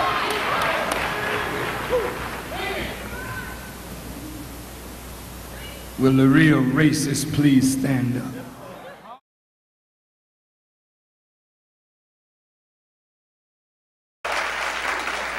I was talking to some of my Christian friends, and I raised this question. I said, you know, if Jesus were to come back, and we're all looking for his return, even the Muslims are looking for the return of Christ. I said, if he were to show up black. Wait. I'm raising a real question. Would you tell him, go back, you the wrong Jesus? Wait. You better get out of here. But the Bible does not describe a Jesus that's blonde-haired and blue-eyed. The Bible describes a Jesus that had hair like lamb's wool and feet like burnished brass. Are you listening to me? The Bible describes a Jesus that said, I am the seed of David, the root of Jesse, the bright and the morning star. The Bible describes a Jesus that Paul said was after the seed of David according to the flesh, but declared to be the Son of God according to the Spirit of holiness. Well, now, if you are looking for somebody to return, why don't you get a good description of him? So you may not miss the boat when he comes, you know? I'm saying that to put a question on your mind. If you can only accept goodness from white people, or from Asian people, or from those that you expect goodness and greatness from, but you don't expect it out of a woolly-haired black person, then when somebody black shows up from God with that which will save you from yourself, you may turn him down because he's the wrong color. And then your own color consciousness will be the means of your own destruction. I want you to think today, because we have always accepted white teachers, but you have a problem accepting black ones. Now I'm asking a question. If he's the seed of David and the root of Jesse, David came out of the house of Jesse. Solomon came out of the house of David. Solomon said, I'm black but comely, O ye daughters of Jerusalem. Well, take his root back then. Jesus' mother was an Egyptian woman. Egypt is Africa. I know you want to make it white civilization, but it was not a white civilization originally, and you know that. You know that. When Europeans used to study under our African fathers, you weren't studying under some light-skinned, thin-nosed, thin-lipped brothers from North Africa. You were studying under them big, broad-nosed, thick-lipped, nappy-head black people who were scientists, who gave law and mathematics, philosophy and religion and architecture to the world. You don't teach your children that, but you Masons and Shriners. See, you know better, but you don't teach your babies because it's a secret. Well, today all the secrets are going to be made known because your children have to know what you've been hiding from them.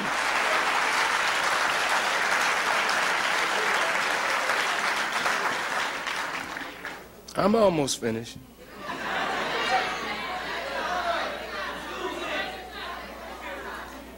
That great Sphinx out there with the head of a black man sitting on the body of a lion. Napoleon so upset over these negroid features, he trained a cannon on the nose, blow the nose off. If you go into the museums in Egypt, you will find that a lot of the statues and whatnot have been mutilated, because they don't want you to know that the father of civilization is not themselves. But this is not taking anything away from you to say that the father of civilization is black. And it don't make you superior because the father of civilization was black. But what it does, it showed you that if you gave civilization to the world once and you know who you were, then you know who you are, then you know what you're capable of becoming. But to blot out your history is to perpetuate the worst crime against us as a people. Because if you don't know what was, you don't know what is. You can't find your bearings. You think that all of this great knowledge originated with Caucasian people, and that's not true. They are a new people on this earth. Very new. Now talk back to me. Look, if I ask you as a Caucasian, where are you a native? You're not called a Native American because you're not native here.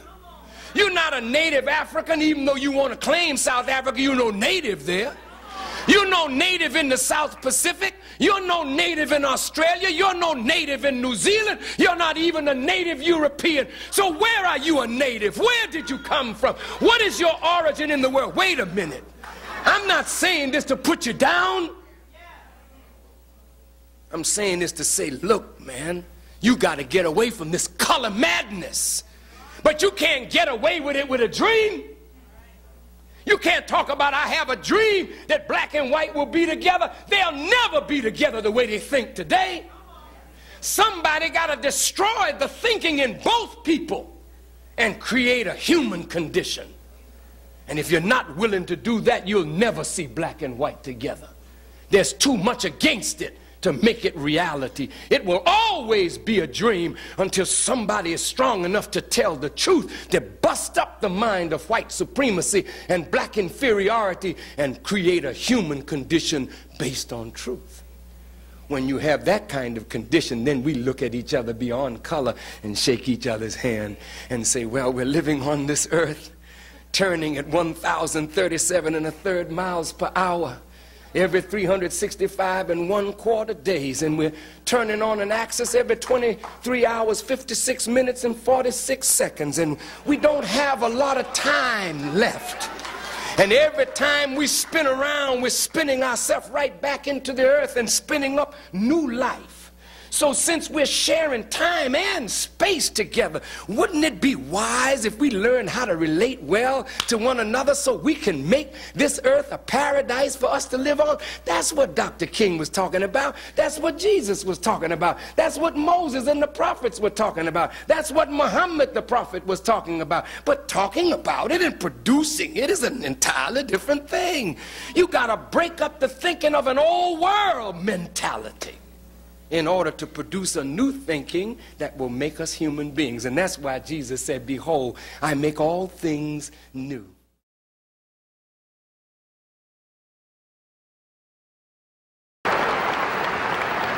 Are you listening?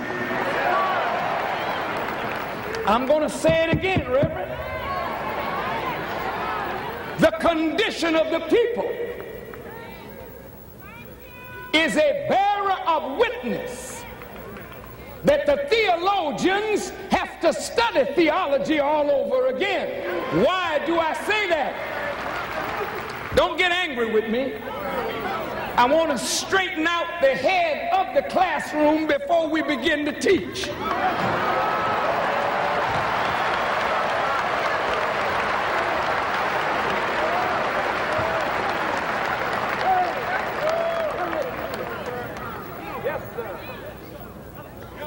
We're sitting around arguing with each other religiously, dividing the flock of God with our foolishness. Well, Moses is the man. No, it ain't. It's Jesus, honey. No, it ain't. It's Muhammad, honey. No, it ain't. It's Abraham, honey. No, it ain't. It's Ra, honey. No, it ain't. It's our man, honey.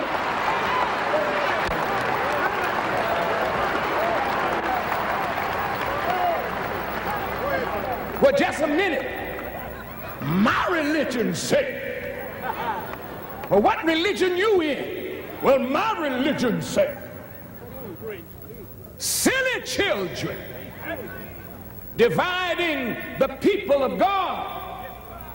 God doesn't have many religions. He's one God. He's not the author of confusion. He's the author of peace. How did we get so confused?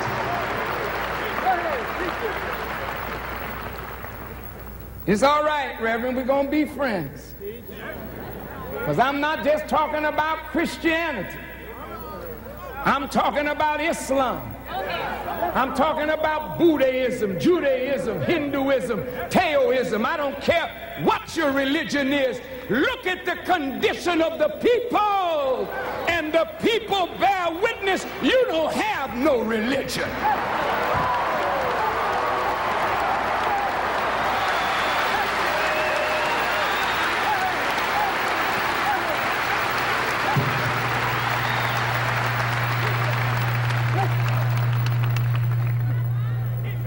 What do we have? Go ahead, tell us. We have rituals that have outlived their usefulness. We have scripture that we have evolved beyond the past scholarship and its exegesis of scripture. The masses have evolved beyond ritual and the need for it. The masses have evolved beyond the old, tired misunderstanding of Scripture. The masses have evolved beyond the fear of death and the fear of a devil, and even the fear of the kind of God that religion represents. The masses want answers to their questions. The people want solutions to their problems. The people do not want emotional rhetoric. The people want truth. And Jesus said, "You shall know the truth, and the truth shall set you free." Look,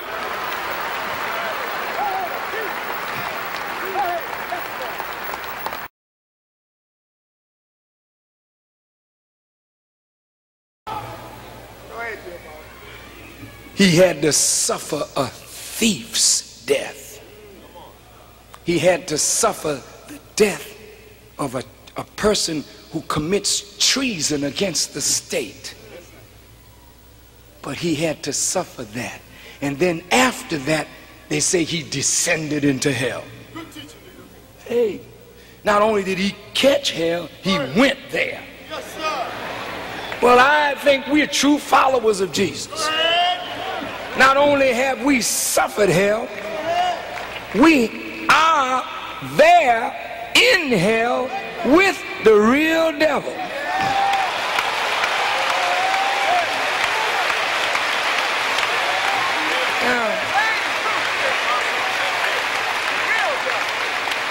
Now, those of you looking for a devil up under the ground, you can forget that. And Reverend, don't you teach that anymore. There is no power in the earth to hurt you. Now, there's a fire down there. And God gonna send you down there and you'll be burning eternally. A fire down there hotter than the sun. Why don't you stop lying? The earth is 7,926 miles in diameter. The center of the earth is 1/2 the diameter or the radius of the circle. Half of 7,926 is 3,863. The sun is 93 million miles away. And we feel its heat from 93 million miles. There's a fire only 3,863 miles away from us, and it's hotter than the sun, and we don't feel a damn thing on our feet.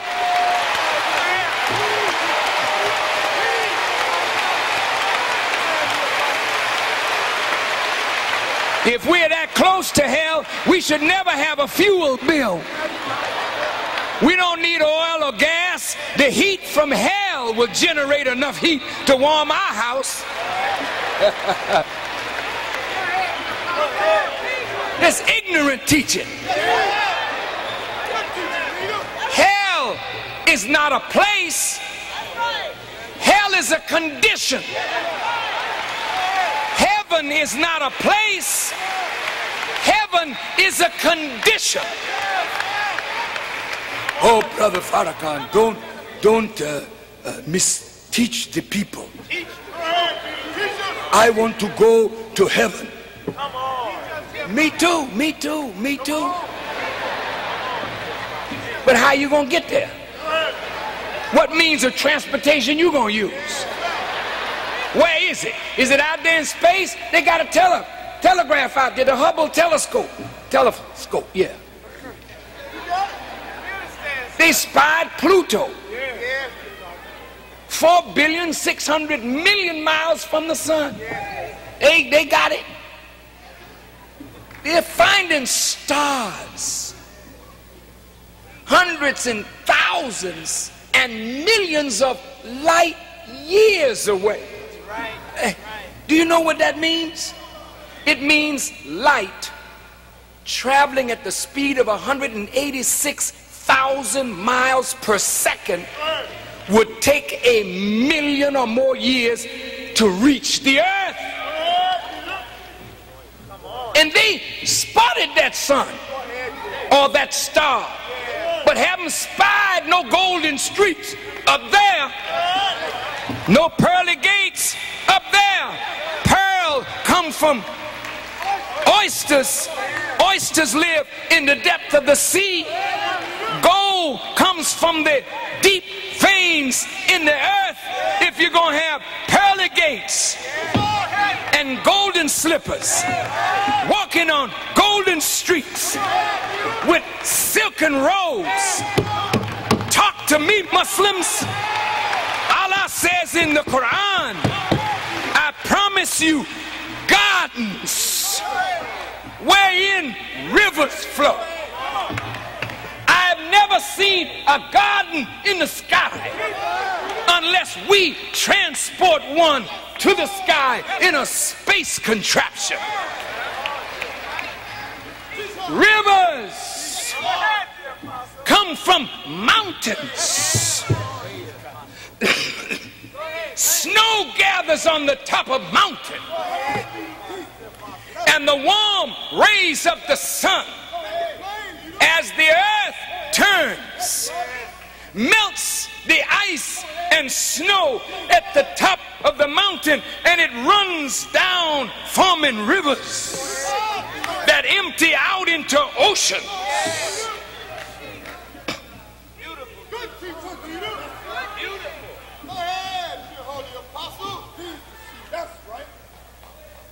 You looking to find heaven No. No. The Quran calls that place that every Muslim should strive for the hereafter. Two adverbs, one of place and one of time. Where? Here. After what? After the wicked have been removed from power and authority, heaven will be here on this earth.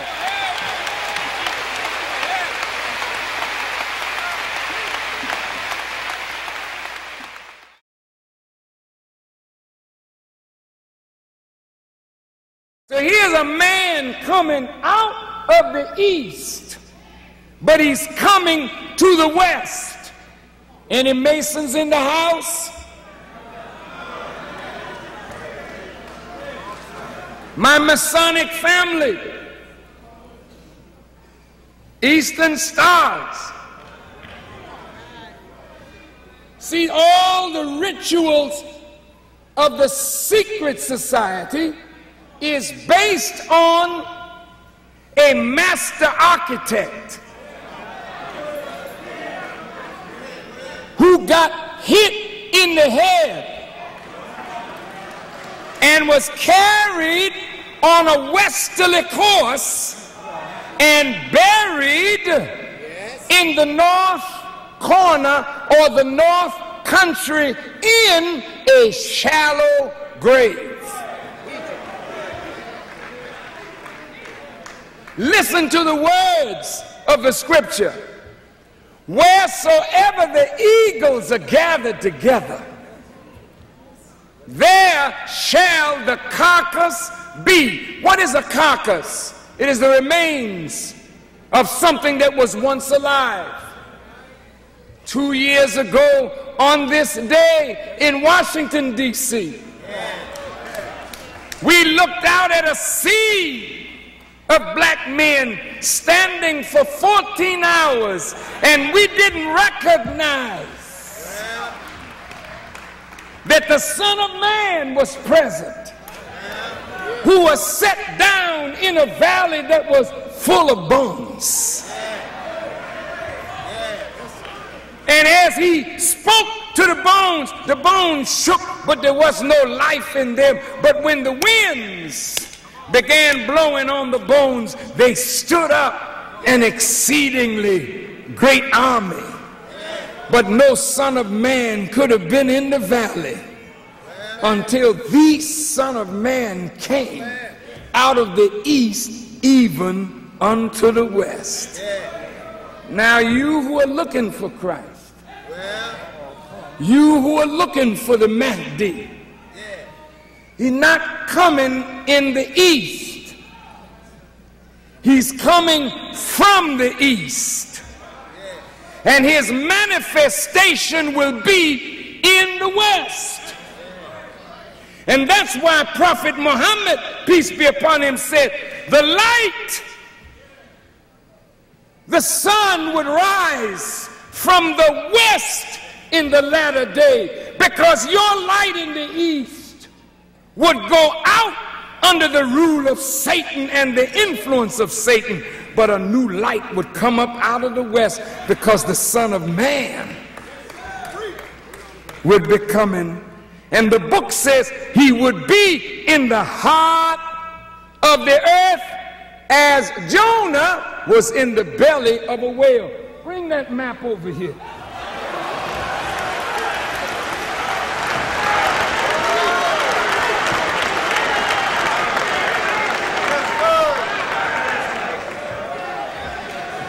Let me pump it up. Now, everybody all right? Yes, Son of Man coming out of the east. Where did we come from? Where? Okay. So if he's coming out of the east to the west, where are we living? So somebody coming after us. Swing low, sweet chariot coming to carry me home. It was a band of angels coming after me. They were coming to carry me home, 'cause this is a deep river. Deep river, Lord. I want to cross over into campground. Oh, don't you want to go to that promised land? Yes. Where all is peace. Yes. That's you, man. Somebody coming after you. Yes. 'Cause nobody knows the trouble I've seen. Nobody knows but Jesus.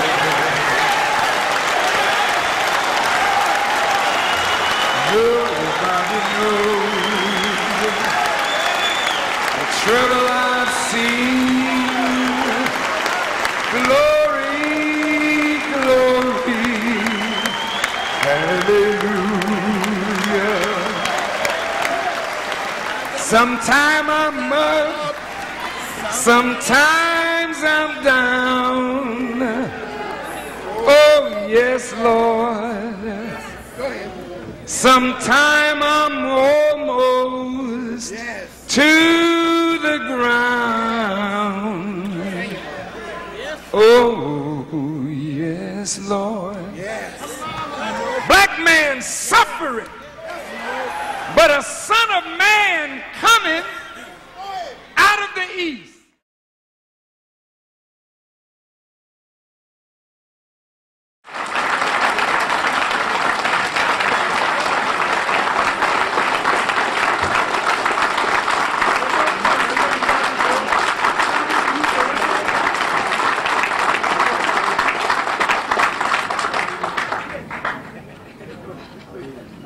In order to understand what is required of us, we have to know the time. Because it is time that dictates agenda. If you're a farmer and it's the wrong season, you got the right seed, you're not going to get a good crop. So wise farmers know that they must do the right thing in the right season at the right time to bring about the right results. Then what time is it? I'm not talking about your watch. I'm talking about God's time, that He set down that an end to this type of world would come. That's what we're living in now. The end of the world of white supremacy. Now, I don't need a, I want you to think. I'm not a racist. Never have been. I'm certainly not an anti-Semite. Never have been. But you charge me with all of these evil things because you're afraid of what is in my mouth, what is in my head, and what is in my heart. You don't have a scared to death black man in front of you.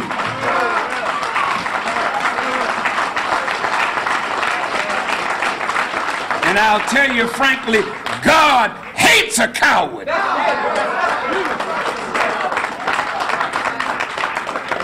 And I do too.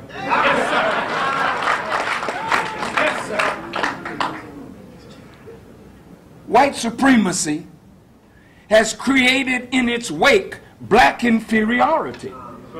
Neither of these are acceptable to God. No man is great because his color is white, and no man is great because his color is black. And if you think that because you are black you are inferior, then how can you be what God created you to be when you have an inferior thought guiding your actions? And how can they be successful in a new world order that is based on equity and justice and truth if I feel that I should be privileged because my skin is white or light?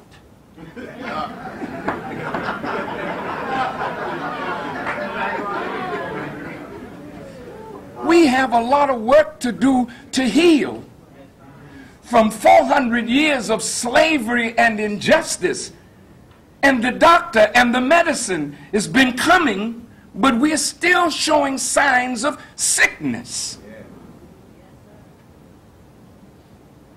So again, I am honored to be here.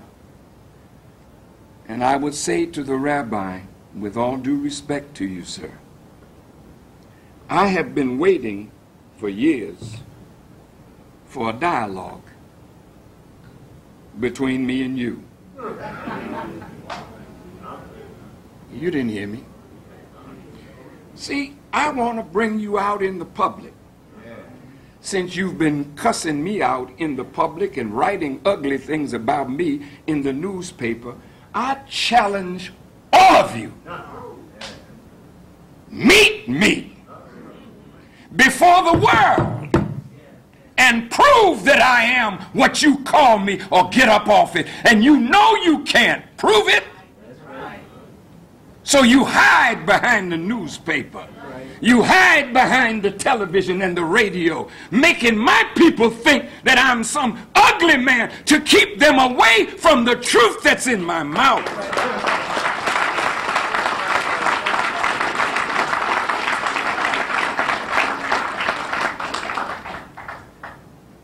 Before this year is out, I'm going to challenge my enemies, who are really yours. Prove what you charge me of, and let the world listen. I have no doubt I'll defeat them all, because I'm standing on truth and I'm standing with God. And that's why they have never been able to put what do you call it? A frown in my brow. I go as I please. I go when I please. And I ask nobody's permission. I'm a free black man. And I want you to be as free as I am.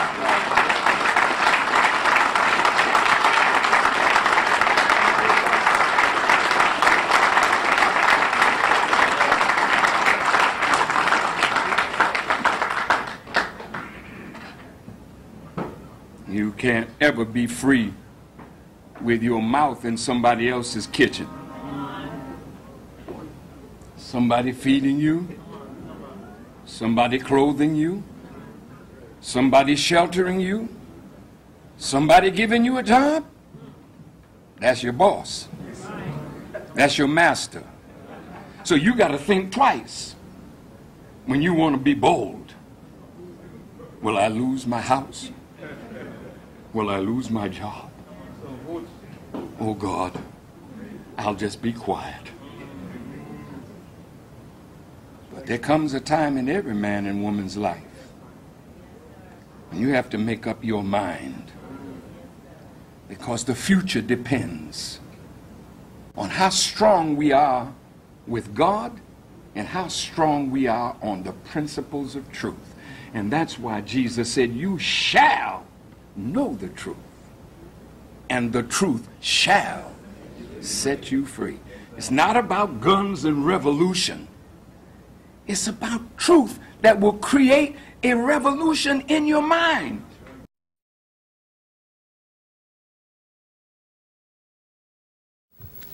We got some dead presidents here. Right. Look, brothers, in truth, you see your community?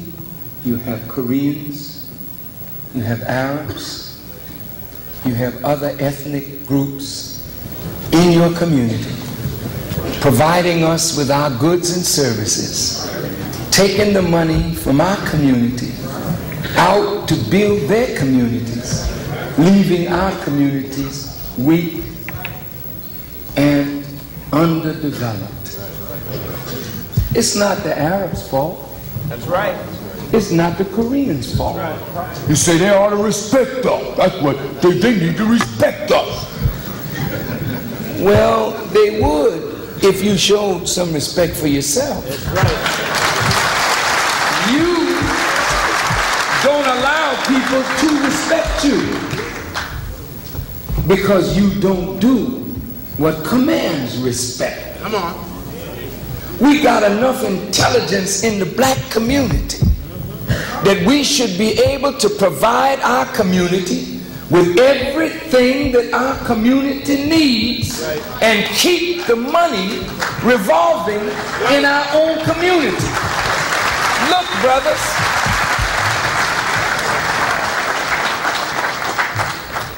there's about 2,000 or more of us in here. And if we just trusted somebody enough, which is a big thing, to put $20 in their hand, 2,000 times 20 is how much? $40,000. That ain't bad. Go to a bank up here.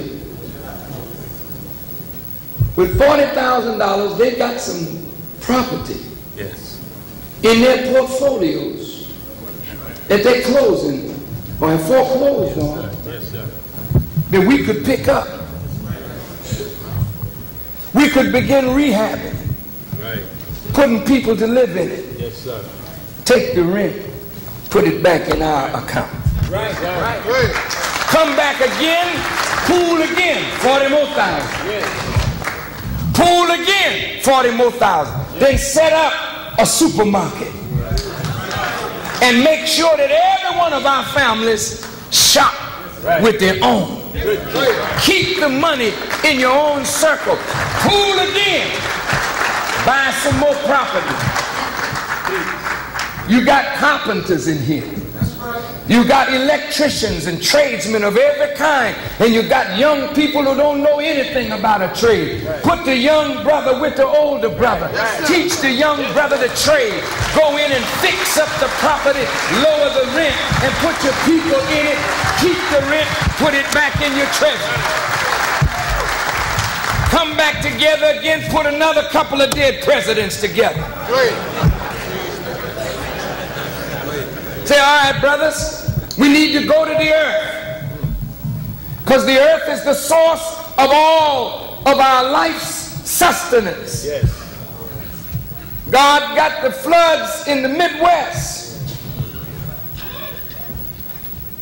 Farmers want to get out.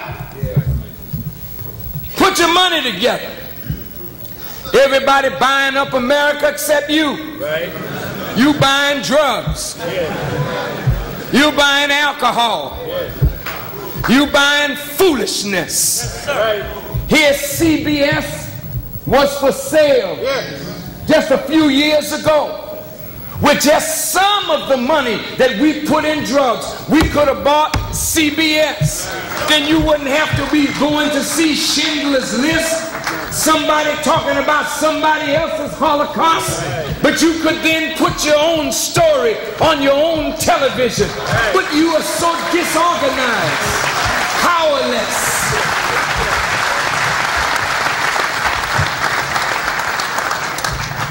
Look at the farm.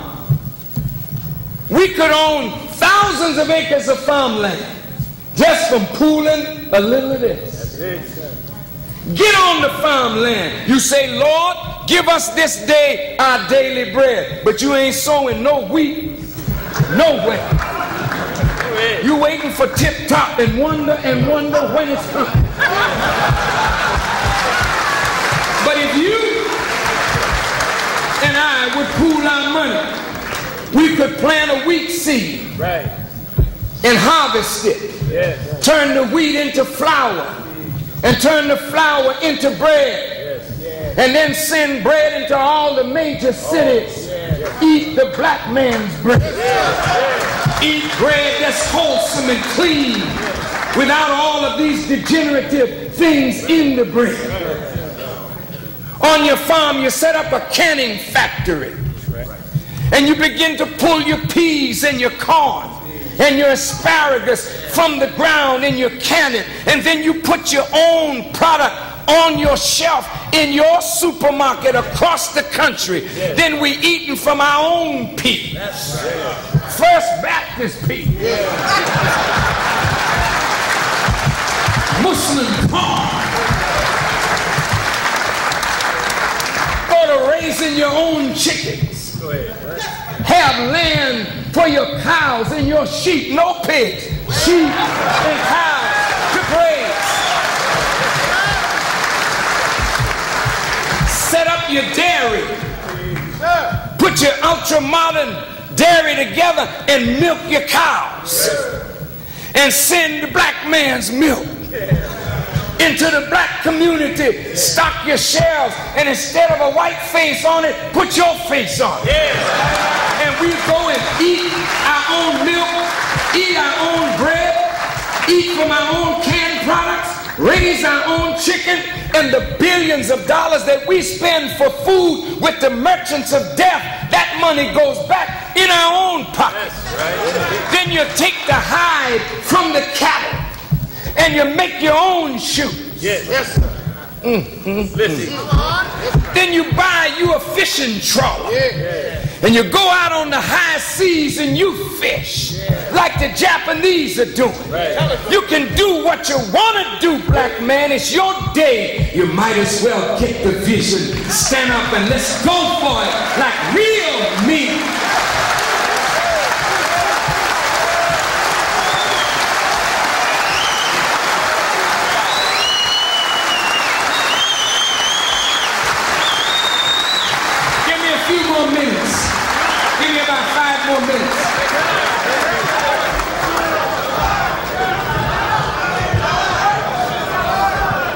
You got to set up your own schools. These schools are killing fields. Killing your babies like they killed you and me. But if you either take them over or set up your own, then you put teachers in there that love black children and know how to teach and train black children. Then you set up your own hospital. Much cutting and shooting as you do, you should have your own.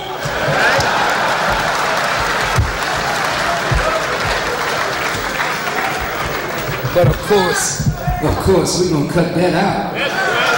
But you should have your own hospital. And then the young men that are your warriors, then they protect what you build. This is our farm. This is our land. This is our trucking company. This is our radio station, our television station. This is our bank. This is our ship. And these are our soldiers protecting what belongs to our community. And after a while, your women, when they see you coming, that's my man. They'll honor us again, brothers. They'll respect us again, brothers. They'll love us like they used to in the days when we built kingdoms in Africa. They will love us again. And they will say to all the world, I'm proud to bear a child for this mighty black man that will continue in his image and in his likeness. This is not a pipe dream.